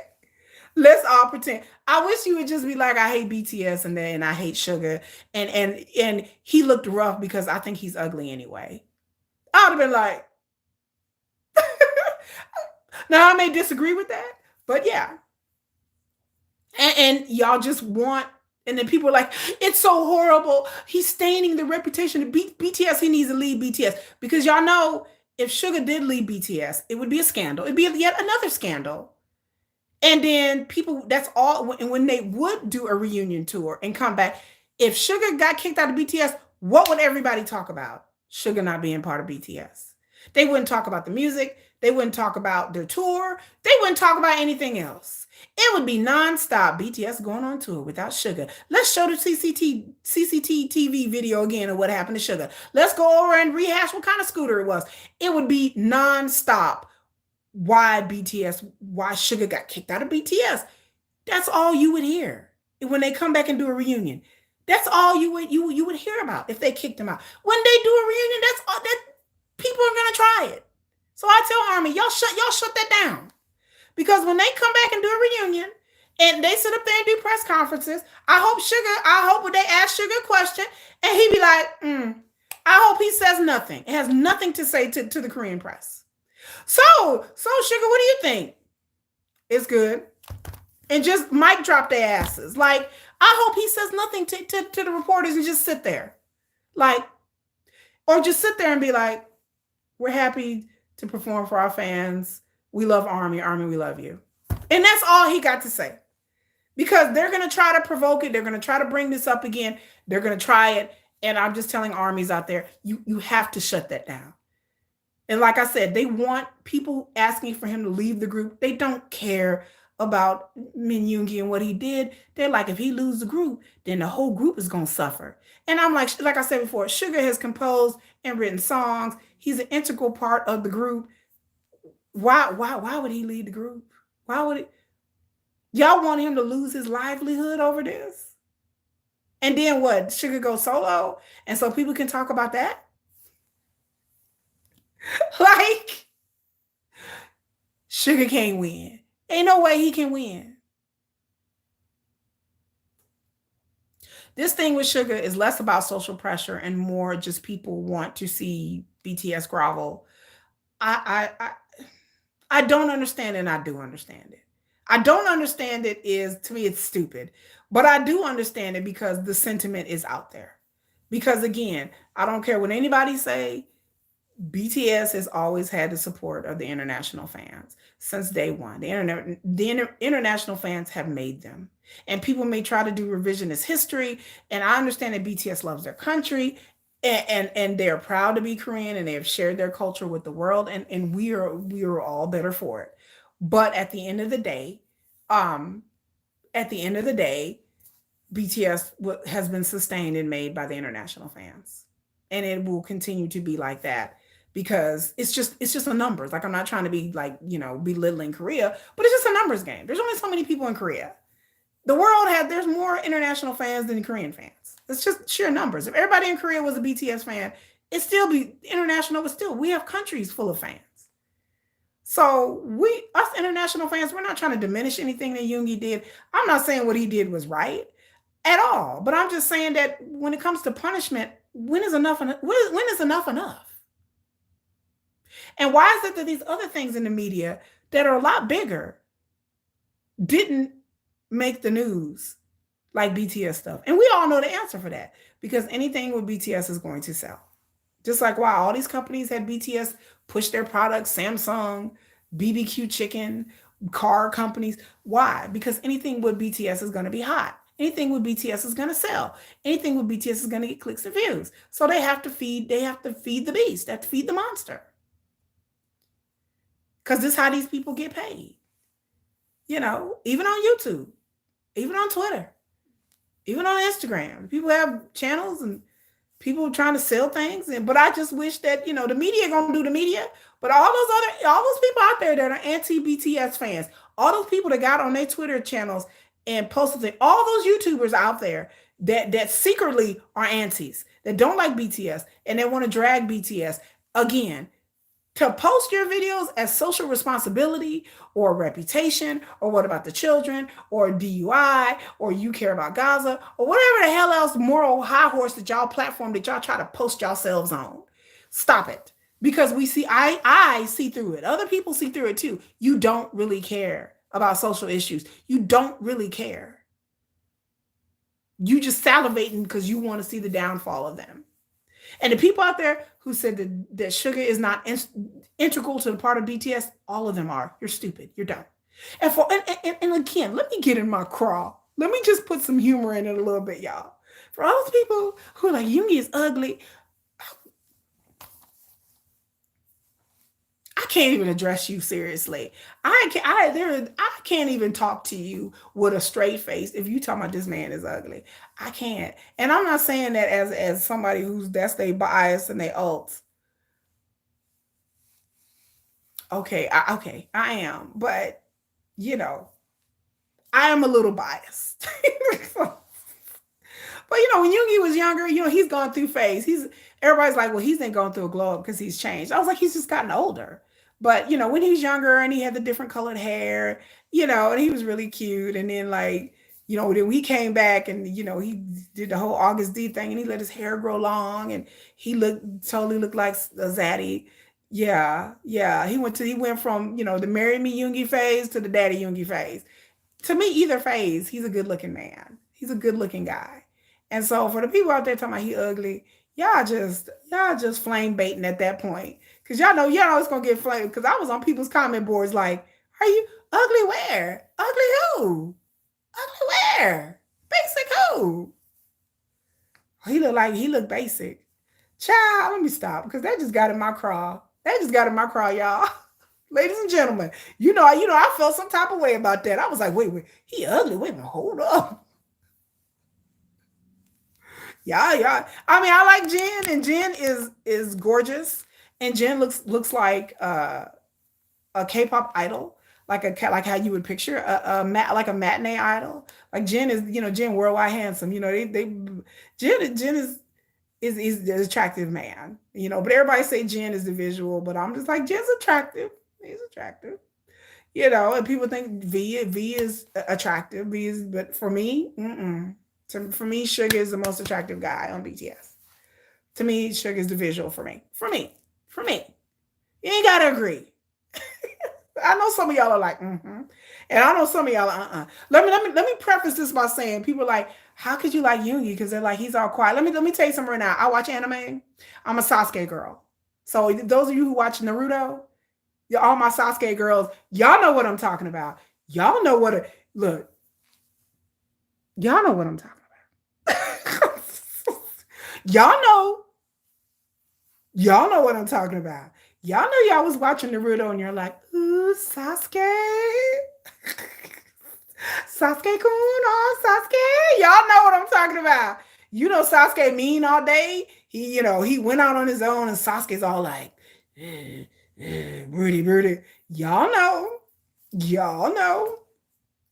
Y'all was hating when y'all figured out that Sasuke and Sakura got together and had a child. Y'all know y'all was upset about that. Y'all was like, they got together. They had a kid. Y'all know Boruto during the time skip. Yeah, some of some of y'all ladies was in y'all feelings. Some of y'all men too, but some of y'all ladies was in y'all feelings when y'all was like Sasuke and Sakura got together and had a kid. What?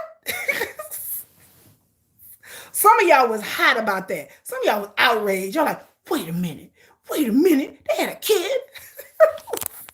but if you know, you know. Or if you watch Bleach and Rukia's brother, Rukia's older brother, yeah, if you know, you know. If you know, if you know, you know. Y'all know. If you know, you know. Sasuke's baby. Suga had to glow up for real. He had a serious glow. Y'all know Sasuke. See? Chelsea Sand said Sasuke. I y'all know the what is it called? The Sunundry? Y'all know. Y'all know that speaks to me on a whole higher level. Y'all know Sasuke was broody and quiet and introverted and deadpan. Y'all people like, what do y'all see in Sasuke? I was like, man, y'all you just don't understand. It's that Sasuke vibe for me. So for Suga, it's that Sasuke vibe.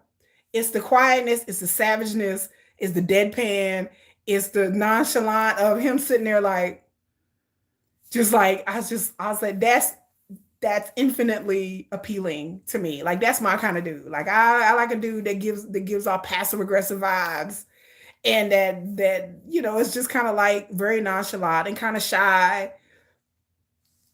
And then the cute gummy smile and all that. Yeah.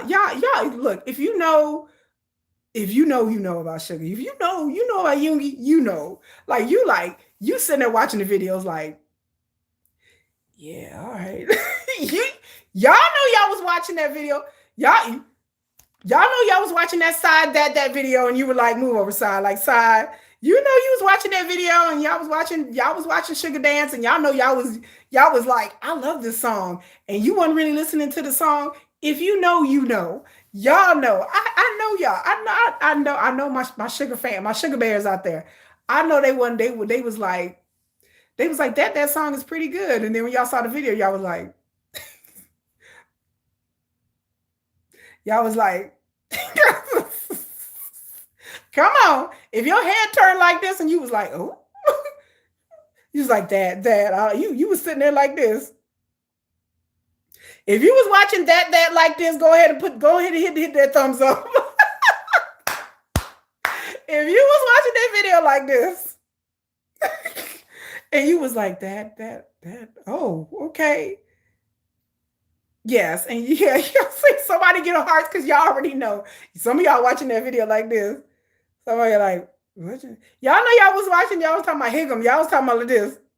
The whole video, I'm like, Did y'all watch that Shadow the interlude video? I wa- Come on now. Yeah, some of y'all come back with me. Some of y'all was watching that Shadow the interlude, that video. He was like, and he talking about, I want to be a rock star. I want to be a king. I want to be. I was like, you had to watch the video like this. You like, oh, boy, this sounds real good. He's like, I want to be a rock star. I want to be a king. I want to be a rock star. I want to know. I'm like, I'm like, Yoongi, I want those things too for you. I want those things too for you. I want those things too. Y'all know y'all were real then. Y'all was like, y'all know when Yoongi dropped that deep voice, y'all was like, you're like, I want him to be a rock star. The pink suit, baby. No, y'all didn't bring him the pink. She done brought up the pink suit, baby. I didn't know about the pink suit until a month ago. I had to watch this video like this. I was sitting there like this, just research purposes. I'm like, let me research it again. Girl, I had to watch that video for research purposes. I don't know what kind of research I was doing, but I was just like, I gotta watch this. I gotta watch this again. Lord, if you're not seeing Yoongi in the pink suit video, I had to be like, let me slow it down. Real slow. I mean, real slow. Like again, it was research. It was all scientific. It was research purposes. I don't know what I was researching or what science I was looking for, but yeah, I'm just the excuse I'm using because I had to slow that. I was like, just my eyes were like, I was like, should I be watching this? I felt like it was a moment. It's like, should I be watching this? Like, I felt guilty for about a smidge, one half a second. Um, and let me say something else, ladies, since I'm laughing, because y'all ain't got me laughing now. My friend, we were talking about like dating, and I was like, I think my taste in men have changed. And then my friend is like, you've been watching too many BTS videos. I said, is that what happens? Is that what happens? So ladies and gentlemen, is that what happens when you start watching too many BTS videos? You start watching all this stuff that your standards in men go up, and you're like, and then so like other dudes like was trying to talk to me, and normally I'll be like all for it, and now I'm like, I'm like, I ain't really feeling it. So I went online and people call it, yes, people call it the BTS. I thought it was, I was like, I'm losing my mind. Like people call it the BTS effect. Like when my standards are like, I just dudes talking to me, and normally ladies, I'm very single, very, very single. Normally I'd be all with it. But now I'm like that Drake video. I'm like before BTS, I'm like, oh yes, please. Now I'm like, I'm just like, I'm really not feeling it. My friend is like, aha, your standards got raised. Yes, nah, thank you. See, I'm thinking I'm lost my damn mind. Thank you, Chelsea. I love you. High five, girl. I love you. Because I'm thinking I lost my mind. I'm like, oh, what is wrong with me? I don't lost my mind. This dude seems okay, but now I'm just like, I gotta snap out of this. And then I went online and people were like, yeah, your standards get raised. I was like, dang, my standards didn't got raised. I was like, my standards can't be no high. I need to bring my standards down a bit, y'all. Like, if my standards get too high, then I'm really gonna be single until I die. Like, I mean, I just said to people who don't know me, I've been married, I'm widowed, I have two children. I was in a 5-year relationship that was interesting. I mean, it wasn't anything bad. It was just really boring. And I was with somebody who didn't really treat me the way I thought I should be treated. So I promised never to let that happen again. And I've been single ever since then. And it's been a couple of years. And so now, like trying to get back into dating stuff, I just like watching BTS has just ruined me. So I apologize to any man out there who's trying to get with me. I just, I haven't been very receptive lately. And the men who have attempted to, and then my friend is asking me, she's like, is it because you want a Korean guy now? And I was like, no, that's not it. That's not it. And then she was like, is it because you just want sugar? I said, no, that's not it at all. I'm not delusional. But I said, it's just like my standards in men have just, it's changed. Like, it's like my taste in men before wasn't really, very elevated, I could say, to in a nice way. But now after watching BTS, I'm just like, I really want somebody who's flirty. I've said it before, like, I like a man who's flirty. I like a man who's a gentleman. I like a man. I don't know. I like Jimin. Jimin's really flirty, and I see that, and I'm like, that's cute. I like a man that's flirty, and I think that flirting has been left, especially in the West. Especially being in the West, it's a whole different dating is whole different than in Korea. Korea is the bomb.com. I'm not gonna lie to you. Korea has its issues, but when it comes to relationships, like the love bombing, that's what I like. And it's just like, yeah, they seem very sweet and caring and very,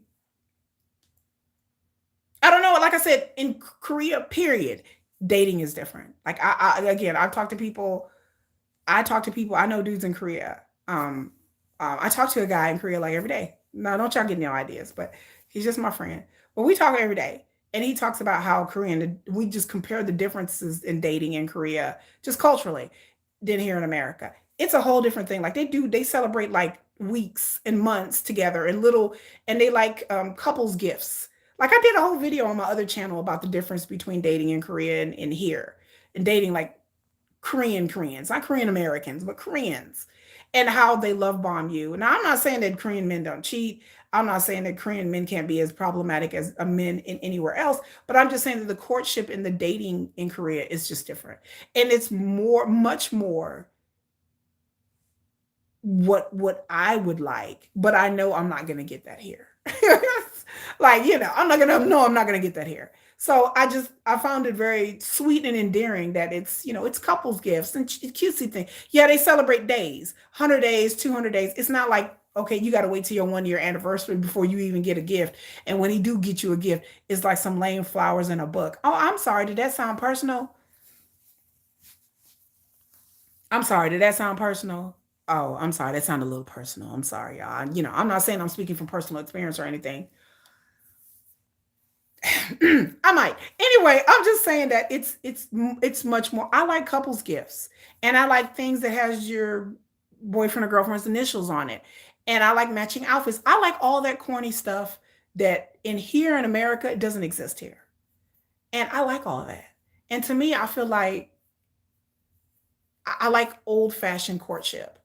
And to me, as an older woman, I feel that doesn't exist.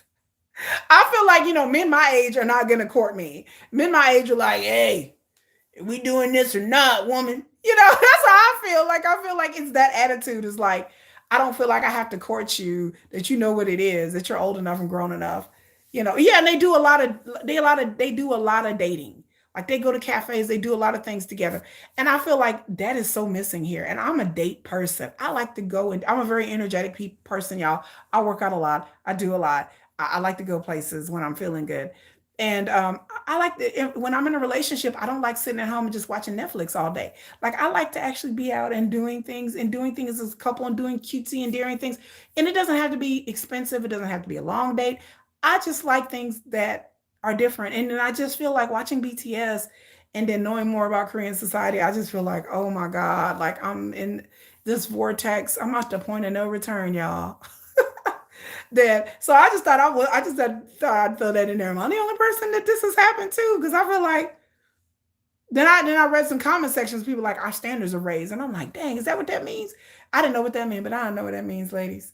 So yeah, I want true companionship, and I don't feel like I'm gonna get with sugar one day. Like but I am going to Korea in March. I am going to Korea in March. By the way, I'm going to Seoul. My sister-in-law is going to Korea in October. She's gonna go to Busan, Seoul. I think she's going to what is it, Jeju Island. She's going to several places. Men our age want a nurse or a purse. I've heard that so many times. I don't have no money for nobody, and I ain't finna be a nursemaid to nobody. So, because like I said, I'm old. I'm old. I'm really old. Like I'm old. Like people like I get on like I'm gonna do a whole video about Hello Talk. If y'all don't know what Hello Talk is, it's a it's a language app, but people kind of use it to date. I'm gonna do a whole video about Hello Talk, y'all. I'm gonna do a whole video about that because it ties into with K-pop and Korea and all this in culture and yeah, it ties into that. But anyway, if you haven't heard of Hello Talk, it's this thing. But yeah, I don't want to be a nurse or a person any man, and I'm old. So, but I figure like I'm okay, I'm cool. Like I'll keep listening to BTS and watching my videos, and I'll just live my life. And I'm not, I'm old, but I ain't dead. Oh, I ain't dead yet, y'all. I'm old. I'm older, 50. I'm old, but anyway, like once I get to once you hit 50, you just kind of like, yeah, like what am I gonna do now? But I just thought I digress greatly. I appreciate everybody that's been here on my first live stream on my channel. I would implore you to subscribe to my channel. If you have any suggestions of videos you'd like to see, please, please, please put it in the comments and suggest what would you like to see me do because I can do anything that you like. Please, I did a BTS video that has like 7,000 views. It talks. It's my report on Army. I researched this video for about 3 months and went into chat rooms and talked to Army and all kinds of things. So I did a video about who is BTS Army. I did a video about fan fiction and the history of fan fiction in entertainment, period. I did a lot of research on that BTS fan fiction. I'm going to come here and do a whole live stream about BTS fan fiction because, baby, I fell down a rabbit hole that it took me a month to crawl out of. I fell down to BTS as somebody who loves to write, as somebody who I love to write. I love art too. I fell down the BTS rabbit hole and I think I'm still trying to claw my way out. I think I clawed my way out nicely, but I'm still every once in a while I kind of dip back in the rabbit hole a little bit because I want to see what people are writing. And so I did a video about BTS fan fiction and the history of fan fiction. I have shorts, all kinds of shorts, and then of course I did a video about how Korean media is trying to destroy Suga. I did a video on that. You like Yoon Cook? Oh my God, no. I'm not a shipper. Like I'm not a shipper. I'm not a shipper. What do they call it? I'm a YN fanficker. YN. That's what I do. I don't do the shipping. I've seen the shipping. There's this one lady that got this channel, and I swear to God, I'm gonna link her channel one day. But it's thebomb.com, and where they're like the BTS members like werewolf princes. Like I know that sounds crazy, y'all. But yes, there's a lady that got this channel where she uses AI program and she has whole storylines where they're like vampire werewolf princes, and then like Yoongi is a dragon, and he helps Jimin, and Jimin's like the vampire zaddy. Like it is a whole like I'm not into none of that shit. But I sat there and was like this. I was sucked in by the whole storyline. I was like, Jimin V is his child. Jimin is like the vampire dad. And then he's also a dragon master. And then Yugi changes between a human and then a dragon. Baby, I know it sounds crazy. I gotta find this channel again. But I sat there and watched like 10 videos. I was riveted. I was like, the writing was really good and the AI was really nice. Like I asked her what program she used and everything because I'm trying to like dip into like using graphic AI because I'm a digital artist. And so I had to ask her what program she used because that video, it was so captivating. And you talking about Yoongi turning into a red dragon. I mean, come on. Like who ain't gonna sit there and watch that for about 3 videos? Are you from Paraguay? Yeah, I know they ain't real. Yeah. And yeah, me too. Hi, Ariel Space. You only watch the fanfic. I read some of it, but I watch a lot of it on YouTube.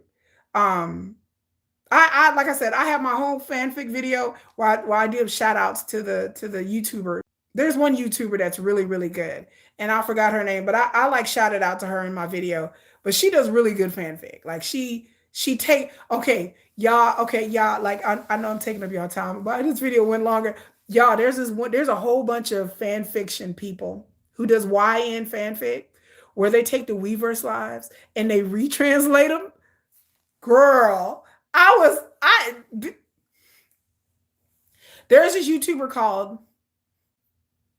I forgot the name of it. It's with an A, but they have whole storylines where they take the Weverse and they retranslate them.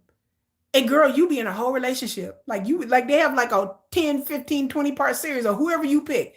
She got the Jungkook ones. She got the Yoongi ones. She has anybody that did we anybody the Jungkook and the Yoongi ones are more exclusive because they've done more Weverses. But they take these Weverses and they just retranslate them.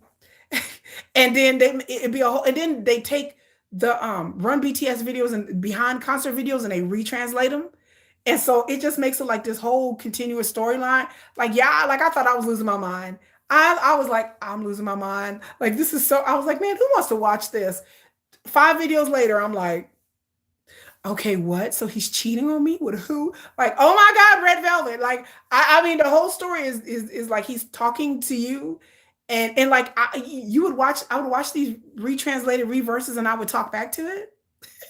Cause it'd be like, you get a call from Yoongi and he's like, oh, hey, what's up? And like he's talking in Korean, but they're like putting it, and then like I had a whole argument with a fake Weverse, retranslated Weverse. Like I had a whole fake argument. And so he'll say something and then he'll pause. And then like I'm thinking to myself, how would I react to this? And then he'll say the next thing. It's a whole thing, y'all. Like if you have not seen this, it is a wonder to behold. Like I find it fascinating. And this one YouTuber, they have millions of views.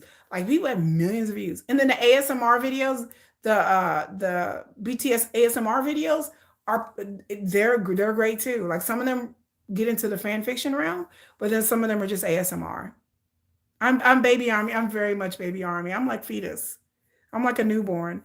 There's the webtoons as well. I heard about the webtoons. She said I have multiple tabs. Yeah, I said I got into this because of the Min Hee Jin stuff. Because again, I subscribe to Soul Light and Asia Entertainment, and I listen to other. I've been to K-pop concerts, listen to other K-pop. Thank you, Min Hee Jin. You made a baby army because I started learning about Hybe and what was going on, and I was like, I don't know a lot about BTS. Let me go and look. Yeah, I did. I missed all of that since because they're in the military. So I missed all that. Me Hee Jin got me. Her and her shaman got me on BTS, y'all. Her and her shaman. I told the story at the beginning of this video, so if y'all want to know, it's a long story. But I started out as an August D fan during COVID. I was on videos trying to find videos for my children, and one video went long, and then next thing you know, it went to his video. The that would cha. Like, and I saw this blonde hair and this dude dressed in old Korean clothes, and I didn't know what was going on. And I was like, this song slaps. And I was like, this is a really good song. And so I started looking up August D, all of his stuff, and then I watched a video about his story, and then I found out he was a member of a group called BTS, and I was like, what's a BTS? And so I kind of looked them up, but I wasn't interested in their music. And so I wasn't, I just that came out. I listened to August D in the early 2020s, and that was it. I was not into BTS, and that it. Then the Mihi Jin thing popped off, and I was like, I learning about Hybe and Big Hit and BTS, and I was like, okay, I have to start from the beginning. What is Hybe? What is Big Hit? I noticed their company, but how did they get their start? And I watched Asia Entertainment and Soul Light TV, and they were talking about that they started, if it wasn't for BTS, these labels wouldn't, Hybe wouldn't exist. And I was like, what? And I didn't understand. So someone told me, well, you need to go and watch the rise of Bangtan. And then I started to watch videos about the history of BTS. And I told people how I fell in love with BTS was nothing to do with the music, but with their story. That's how I fell in love with BTS. I fell in love with their story and not their music. And I watched their story, and I watched video after video, and I watched each one of the members' individual stories, tons of videos. And I was like, I really like these people. And then I started watching their Run BTS stuff, and I found them hilarious and charming. And then now I've started to listen to their music. And so I've listened to probably 10 BTS songs. I haven't seen all their music videos, but I came a really, really weird roundabout way that I fell in love with BTS because of their story and their personalities. See, aren't I cerebral? See, so it had nothing to do with their looks. It had nothing to do with their music. Now I like their music, but back in the day, I was 4 or 5 years ago, I was hardcore into hip hop, And then I eventually left American hip hop alone because American hip hop is not what I like. It's just too saturated. So he said, I'm glad I'm joined. Thank you. I did. Why I have been watching his old lives. I will be here in 2025, honey. I will be here. I'll be at that concert screaming my head off. I might get arrested. Y'all had to start a GoFundMe because I'm telling y'all, because like at the AT's concert, I'm not an A Tiny, but I like the ATs and we were in the fifth row. But my sister in law is an A Tiny and she was like having heart palpitations. If I sit in the fifth row as a BTS concert, I'm gonna start a GoFundMe to be exempted because I might rush the stage. Like y'all gonna see me on the news. They be like, this crazy lady just rushed the stage. I'm gonna rush the stage. I'm gonna wrap my arms around Suga and give him a hug and a kiss, and then y'all gonna see me getting drug off the stage. Y'all gonna be like, "Oh, I know her. She's on YouTube." So I just let y'all know right now. I need bail money because I don't know how. I don't really. I joke, but I'm joking, y'all. But I don't know how I'm gonna react because I've never seen BTS in concert. I watched their concert videos and it looks like an awesome experience. I've been to one, two, three, six K-pop concerts. I'm a TXT. I am a MOA. I love TXT, BTS's little brothers. I love TXT. They had a very awesome concert experience. I like hyping. I like boy groups. I'm not into the girl groups. I like Lisa from Blackpink. I know y'all gonna crucify me because apparently Blinks and Army have been fighting for years. But I do like Lisa from Blackpink. But again, I became a fan of hers because of her solo stuff. But yeah, that's how I became interested. And it's only 3 months for me. So I've never seen any media scrutiny. I've never faced the hatred that a lot of you guys have been putting up with for years. I'm not on Twitter. I don't get alerts. I've never been on Weverse. I've never downloaded Weverse. I just see the videos on YouTube and I found them interesting. And again, a lot of the other things that I discovered, I watched all the JK videos on here. Like the JK videos, I started there first because I found them absolutely positively riveting. Like all those Weverse videos he did, I was like, what are you doing, boy? They only fight because, like the girl who kissed Jen, that would have been me. But I wouldn't, not for Jen though. Jen, I would have shook his hand. I would have hugged him and would have been fine. If they talking about Sugar want to get up there and hug, oh my God, I'd fly to Korea. Sugar's hugging people. Kids, I gotta go to Korea. Okay, kids, I gotta Korea. I love y'all. You stay with Trey and Jennifer. I gotta go to Korea. I might get arrested. Call my lawyer. Send call the U.S. Embassy. There's some money in the bank. I'm out. Like I would be out of here. I'd be out of here, y'all. Like don't like you ever want to shake my hand or hug. Like if there were ever a fan meet, like all those Korean fans, I envy them because they've had fan meets and all this stuff. I want a fan meet. Like if they had a fan meet in Korea, I'd be there. Like I would be there. I don't care how much I had to pay. Like how much I got to pay, inconsequential. I'd be at a BTS fan meet. Yeah, the flights would be full. I know, right? Everybody be trying to get book a flight. She said they only fight because Blackpink ride their coattails. That's what I've learned. That Blackpink, y'all fight with the Blinks because I went online one time and I was like, hey, I'm a Blinks, and they were like, what? I was like, ah! I ran offline. I was like, I didn't know Army. They were like, Army and Blinks don't get along. I was like, I'm not a Blinks per se. I like their music, but I'm not. I'm a Lisa stan. I'm a Lily. Like I'm not, and I'm not into Blackpink like that. Like I've listened to their songs recently, and I'm like, that's cool. Like I said, I love Card.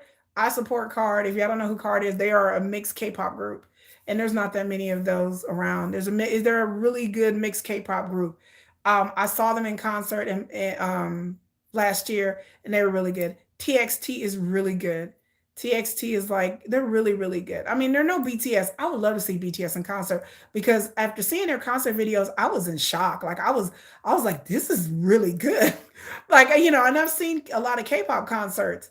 Like I said, I see the XT, ATs, Gravity, Zykers. I'm going to see Epic High. I'm going to see Card again. We tried to get tickets for 17 and they were sold out. Um, XG, those girl group concert tickets are really expensive, y'all. Like those girl group, the XG tickets were like $300, and it was way back in the back. You like Subin? I love Subin. Subin. I love Subin. He's the leader. Kai is my favorite. Kai's a cutie. He's my favorite. Um, I like ATs. ATs, I like them. They've grown on me. That's my sister in law. That's her group. That's her group. She loves ATs. She started out as a BTS fan, but since they've been in the military, she's just kind of fallen off. And she's amazed that like how she liked BTS all these years, and then now I didn't came out of nowhere and like beat her. I'm more army than she ever could be at this point because she likes them, but she's like, you know more than I do now. I was like, yeah. ATs is great, and their concert is great, and their fans are amazing. I've never been around army. I've never been around army fans. I don't know any other armies besides you. Find people who sit on my live stream. This is my exposure to actually talking to real armies. I know there's a YouTuber called Lonely Dad, and he actually lives in Dallas. And I've been meaning to send him an email because, like, I was like, "You live in Dallas." He lives in this like like not even that far from where I live.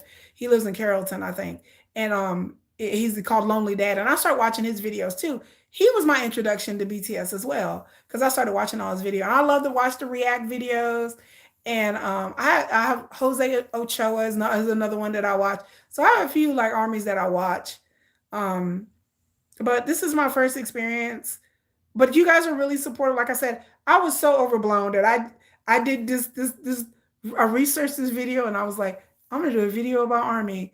And then all of a sudden, like it blew up to like 7,000 views. Like it just people were commenting and people were like, "We love your video," and I was like, "Oh my god!" Boris City is my girl. Boris City went off. Like I've seen a lot of her videos. She went off and talked about the sugar situation and talked about the deranged scandal culture that everybody wants to participate in and that she was tired. She inspired me to do this live stream because she went off and told it like it was.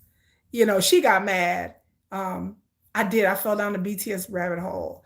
I fell down the BTS rabbit hole, and then the second leg of the rabbit hole, I've fallen down the sugar rabbit hole. Like it's real bad, y'all. Like I don't consider myself Delulu because I'm not, but I consider myself, like I said, I keep telling people he's my alt and my bias. So I just, people like, who's a good looking guy? I was like, Sugar from BTS. They're like, who? I was like, look, let me show you a picture. But yeah, Boris City went off. Like she went off. She went off. She went hard and she went off. And she went on when the way she go off is like in a real educational, concise, professional way. Like she didn't insult anybody. She didn't hurt anybody. She just really broke it down and she said what needed to be said about K netizens and the deranged, scandalous culture and how everybody considered it's like some kind of sport. It's like a blood sport at this point. Like people want to participate in this and they just do it for fun, not knowing that this is really hurting people and affecting people's lives. And like I said, I'm saying say it again. I hope he's okay. Like I really do. Like on the cool, Like I joke around a lot, but I don't like bullies. I don't like people to be bullied. I don't like, especially for stuff that's not nonsense. And I really hope he's okay and has a support system and has people around him that are telling him, what he should. And like I said, is as somebody who's worked in corporate spaces, um, I understand that Hive had to do, they have to do what they had to do. And I'm sure they probably told Yoongi, you need to go up there and apologize and you have to go up there for the press conference because y'all, it's this stuff would, besides the shaman, I joke about that with the shaman. Yeah, he looks so sad. He looks so distraught. Your advice was B, then Jungkook. Sugar has me in a girl. Sugar has me in a vice grip. Sugar just be. I can't like Jungkook for a minute. Like Jungkook was like, but J Hope is my bias breaker. Like J Hope every time J Hope is my bias breaker because J Hope has his personality and J Hope he is so like I like the dancing. I like a man who can dance good. And I like a man who likes to laugh and has good. I like there's two sides of me. I like the quiet, broody type. But then I like the outgoing, fun type too, because I'm kind of like once you get to know me, I laugh a lot and I joke around a lot and I can have a lot of energy and exuberance. So there's two sides of my personality. But J Hope be trying to break my bias. There's a YouTuber called Colt Nava, and she posts videos. J Hope to break my bias. Like J Hope, he's so like effortlessly and confident that I just like J Hope. I can't be like he be breaking my bias all the time. But it was sad to see to see him up there looking like just crazy. It was him looking very morose and sad, and That was a sad thing to see because especially when somebody doesn't deserve it. Like I said, there are so many stories out there. They're just dogpiling him, and I hope he has the support that he needs and people around him. But I understand people were blaming Hive and blaming the company, but I'm like the company's there to protect their interests and their other artists. And so also with our what I was gonna say the stuff with the Mihi Jin stuff that's popping off. Hyde doesn't want to make enemies out of the media. So unfortunately for us, Sugar is a sacrificial lamb to all of this. So that's another point I have to make. That if people are like, well, Hyde, he shouldn't apologize, I totally agree. But Hyde wants to keep in the good graces of the media because of all the stuff that's going on with Mihi Jin in her court cases and her legal battles, and the other employee, her former employee, suing her for harassment, suing Adore for harassment, and talking about her time working there. That's a lot. So I think that unfortunately, Sugar is on the altar. He's a sacrificial lamb on many fronts. He's a sacrificial lamb for BTS, sacrificial lamb for Korean culture, sacrificial lamb for idol culture, for the hatred that people have a love hate relationship with idols. They can't date, they can't breathe wrong, they can't spit on the sidewalk, they can't smoke, they can't, Jungkook's tattoos was a big scandal. Everything they do is a scandal. I told people, I said, if people talking about social currency and idolism, I said, can y'all tell me what idols do that's not a scandal? Can y'all tell me what they do that's not a scandal? I've seen idols give to charity that is been drugged and criticized. I've seen idols have a bad day. God forbid we have a bad day, ladies. Ladies, we have time of our months and we're cranky and we're tired and they barely, and a lot of these idols, they barely eating anyway.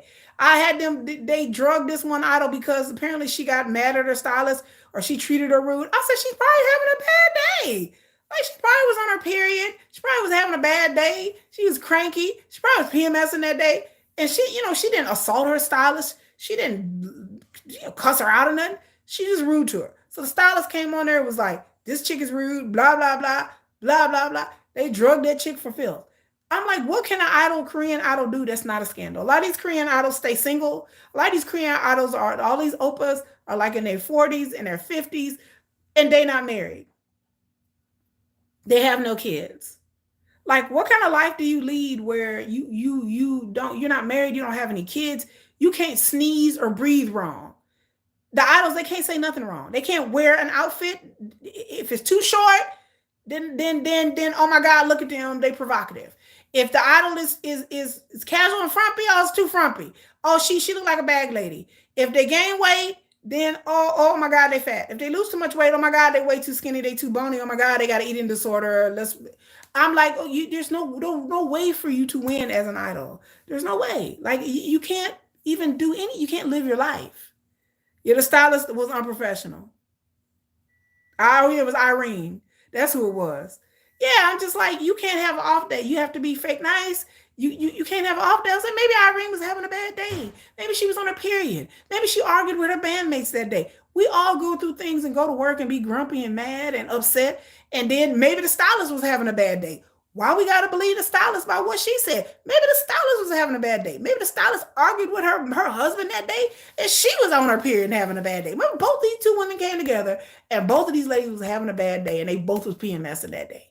Why? Because it happens. I work with women. It happens. Someday you just having a bad day. Irene probably ain't had no food. She probably ate a packet of ketchup and an apple that damn day. She probably like this. I got to sit here in the stylist chair and I got to do this all day. I'm tired. I'm grumpy. I'm hungry. I'm starving. My manager just cussed me out. Like, you don't know what she going through. And then she got to sit in and the stylist probably was having a bad day. And she like, look, we both going to be, both of us going to have a bad day.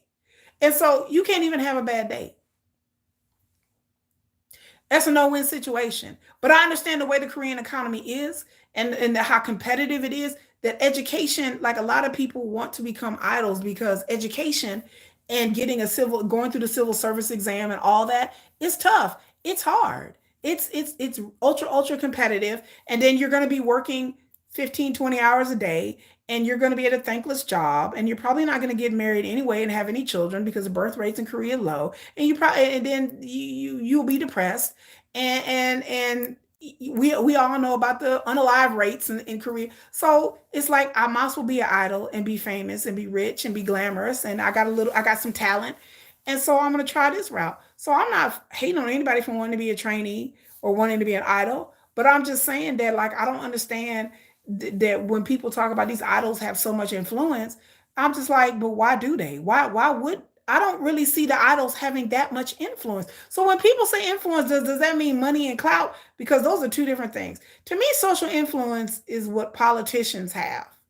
To me, social influence is people who are able to change laws or influence laws or make things happen in business and affect like things on that on a real national level. I don't see BTS where they're so popular where they have enough influence. Like they're not making laws, they're not politicians, they're not working in law enforcement. So the idea that when people say idols have this all this influence, I'm gonna need somebody to really explain to me in Korean terms what that means.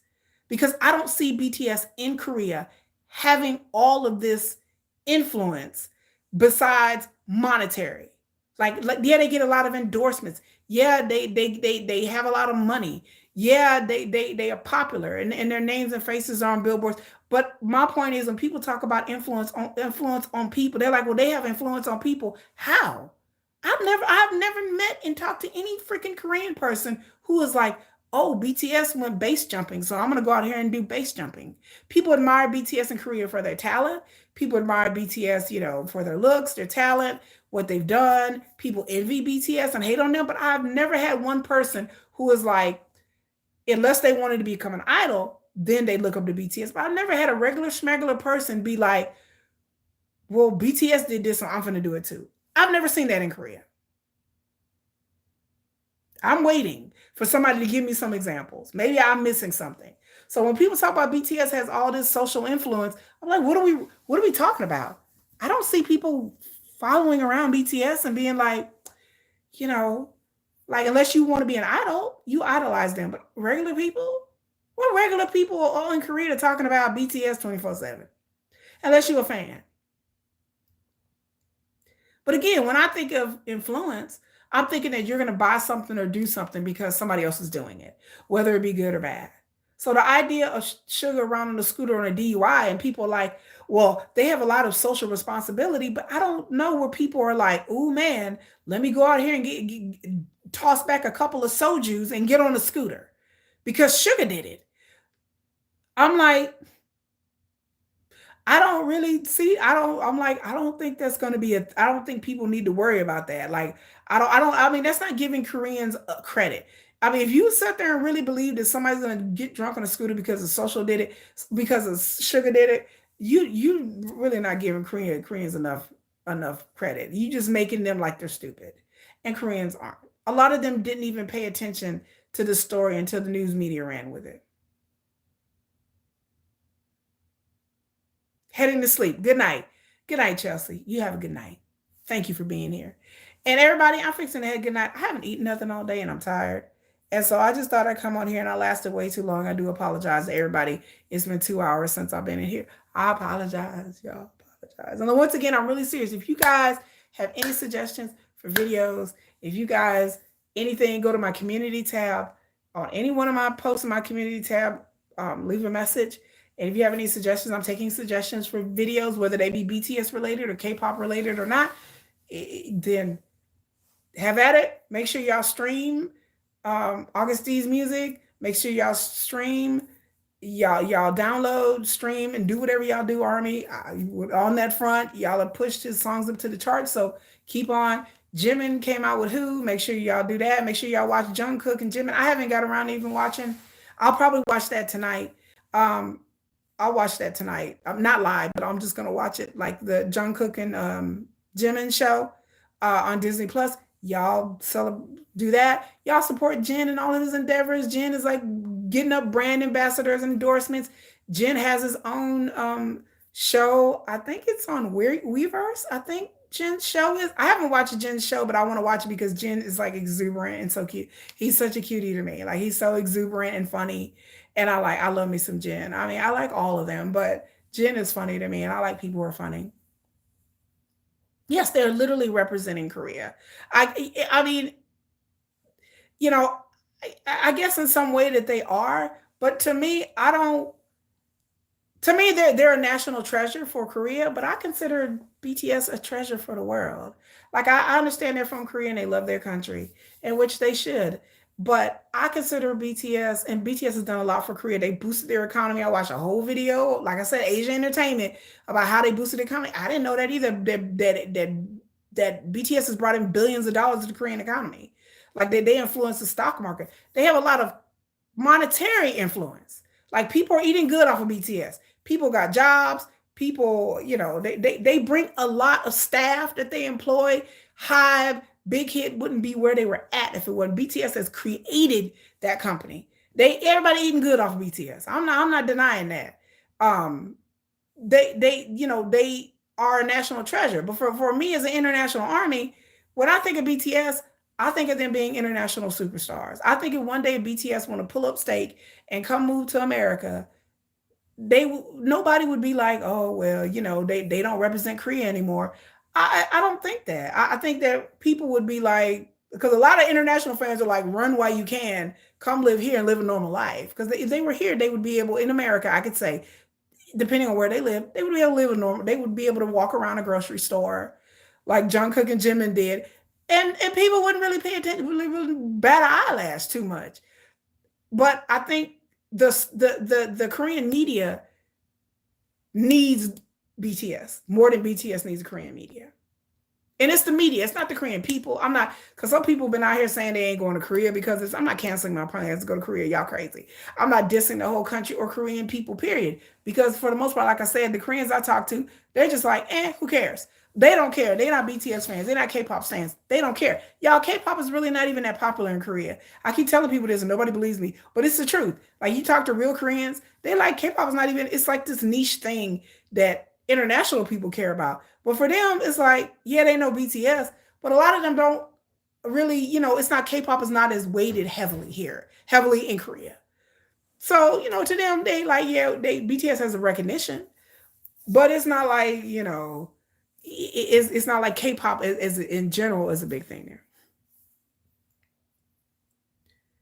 Oh, okay. The Guide to BTS by Taylor. Yeah, they started charity efforts. Yeah, I did a whole video about like I said, I did a whole video about Army. And then part of the video was talking about Army and the charities, about the charities that have sprung up, either started by Army or started by BTS. So yeah, I know about the charities. And like I said, my interest is always the economics of it all and the things that they have done. But you would think that the thing, like I said in my other video, out of all the things that BTS have done for Korea, you would think that they would earn some grace. They would earn the benefit of the doubt about stuff. And it's shocking to me to see that they have not. I don't understand how can you be the treasure of Korea? Have you done so much for your country and then you haven't earned the benefit of the doubt? That anytime something comes out, people are just gonna run with it and smear you before the truth even comes out. That the freaking police, oh my God, let me say this before I get off this live stream. That the freaking police let this drag on. So it's not just the media, but the police let this drag on. That the police didn't come out and say, y'all can't stand out in front of here because they're not supposed to be. The police didn't come out and say, we doing an investigation and when we done, we done. Kind of makes you think that the police are in cahoots with the military, or with the media, which I've heard. People like, oh, the police and the media go hand in hand. I say, what? I like, why? I say, I may not like the police here. Police are corrupt everywhere. But there have been talks about the media giving kickbacks to the police. That happens everywhere. But here, not so much in America. But in Korea, they're like, oh, yeah, that happens. The media will pay police. As to why the police kept this up, again, here, it wouldn't have been a 3 week long investigation. They would have been like, he was driving. They would have maybe brought him in for some questioning, 3 hour questioning. Okay, y'all. I was in shock. I was like, for that? I had a friend that did drive drunk. She didn't hurt herself. She didn't hurt nobody. She hurt herself. She ran into a tree. She got taken to jail. Her mom bonded her out of jail. She dented up her car. She hit a tree. She got taken out of jail. She went to court because it was really bad. Her license got suspended. She had something called an SR22, where she had this breathalyzer thing in her car where she had to breathe into. And she bonded out of jail. I mean, and then she just waited for a court case, and that was it. I was like, so the police are still being aloof about this 3 weeks later? They revoked his license. He got to pay a fine. Now the police are like, we need to talk to you for 3 hours. And y'all want to tell me that the police and the media ain't in cahoots together?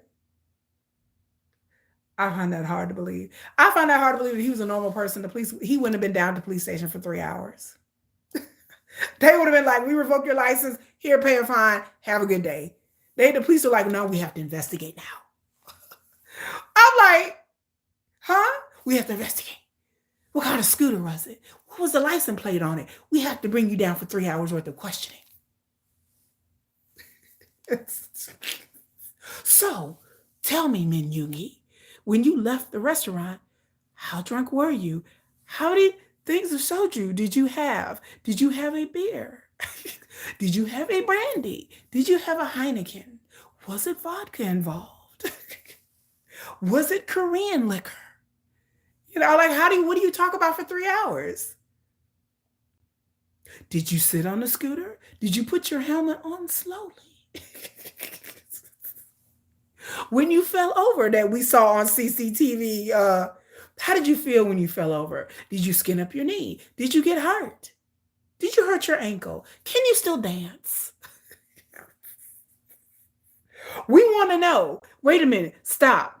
Can you do the routine from On? Because I really like that. And the run bulletproof. Can you do the run bulletproof? Because you was looking real good in that one. I was like, you know, that would be out. I was like, can you do the run bulletproof next? I really like that one. I mean, we're going to be here for 3 hours. I feel like the police should at least got entertained. Are we not entertained? Can you do the snooze? Can you do the whole rap for us right now? You know, like, what did they talk about for 3 damn hours? Did he do a whole concert? How many times can you ask somebody? Did they ride the scooter? Were they drunk? And did they fall over? Like, for 3 hours, he was with the police for 3 hours. I almost died. I had a heart attack. I was like this. 3 hours. I'm like, what did y'all talk about? Did y'all swap recipes? Like, what? Did they go over his composing process? I mean, you know, it's like after you talk about the scooter, then what? You got another 2.5 hours left. So they were like, we got to make this really good. We got to sweat it out. What did they take long breaks? And they be like, you need something to eat? You need something to drink? Can you tell me if Jim is dating anybody?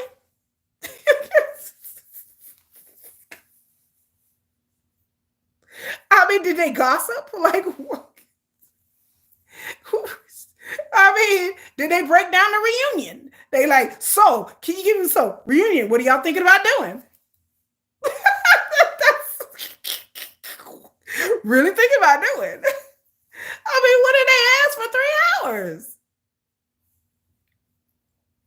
Thank you, Teresa. I really appreciate you bringing the truth to light. The people really need to know the truth. The media should be ashamed. They should be ashamed of themselves. And the police.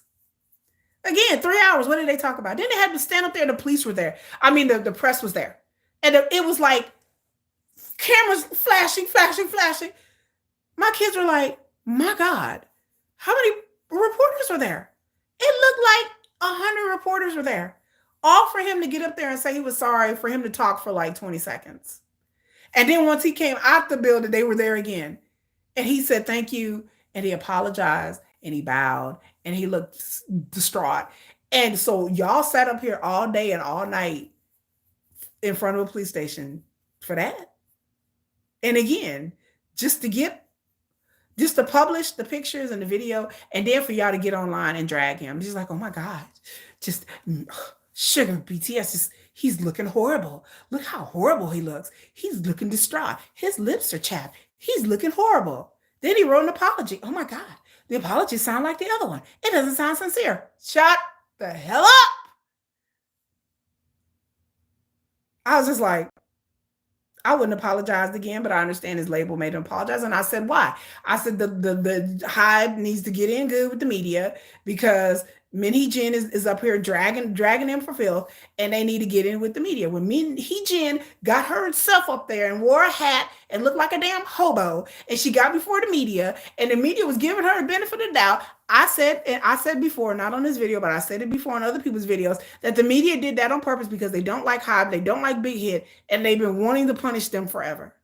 Once I figured out and learned about how the BTS really don't, how they couldn't be on variety shows and how BTS couldn't be on like KBS and stuff, and they were beefing with them for a long time, and the media didn't like BTS because they felt like the media felt like they're slighted in some way. They feel like there's a pecking order to this, and BTS skipped over all that. I said this is not going to end well for them with the Min Hee Jin stuff, and I was right. And they dragged Hive, and they had people online talking bad about Hive, and it was so awful. And free BTS, and the BTS need to leave. And I'm like, they gonna leave the company that they helped start, right? Not gonna. They got a 10-year contract. Okay, I said okay, all right, y'all. So I knew when this stuff came out, I said Hive is gonna have to play the game. Yoongi's gonna have to play the game. He's gonna have to play the game because Hive probably has other things that's going to be coming up that's going to be potentially embarrassing, and they want access to the media. And poor Yoongi is a sacrificial lamb through all of this. That he's going to have to sell his soul and get out here and apologize. And when he apologized, there was sadness, but then there was a hint of something else in his face. There was sadness, there was tired, but then there was a hint, a little, like I watched the video over and over again because I posted in my shorts. There's a hint of anger in there. Like there's a little small hint, like between his contriteness and all that, it's in the eyes. It's like sadness, distraught, but then like there's also a like there's one part where he looks like I just you can tell there's a tad bit behind all of that sadness and all of that worry, there's a hint of anger behind there. And if you go back and watch, I implore everybody to go back and watch the video over and over again, and you'll see the look of kind of like a look of anger in his eyes, like that he's trying to hide. I was like, he's trying to hide it. To me, I saw a look of anger. Like I saw a look of like I gotta do this. But I mean, he looked sad, he looked sorry, he looked stressed, very stressed out. But then behind all of that, towards the end of his statement, when he's walking up the stairs, just y'all go back and watch it and look at his face. And there is a hint of fed upness and a little hint of terseness in his look.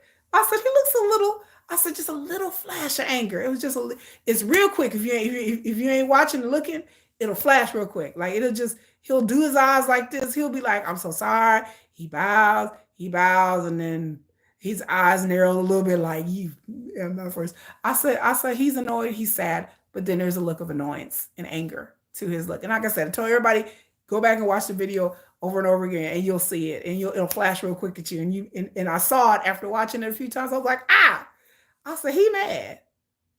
He's annoyed. I said, he's annoyed. He's upset. He's hurt. And he's angry and stressed. But he's also looks a little like he was a little angry. Like he looks like he's a little fed up. Like I'm tired of this, which I don't blame. Which all that is deserved. So that's what I had to say, you guys. I appreciate everybody being here. Teresa, Lindsay, Chelsea. God knows all you wonderful people. You people are here sitting there and listen to me for 2 hours and 33 minutes. Y'all the real MVP army. Y'all army. I've never met anyone like y'all. Y'all are the bomb.com.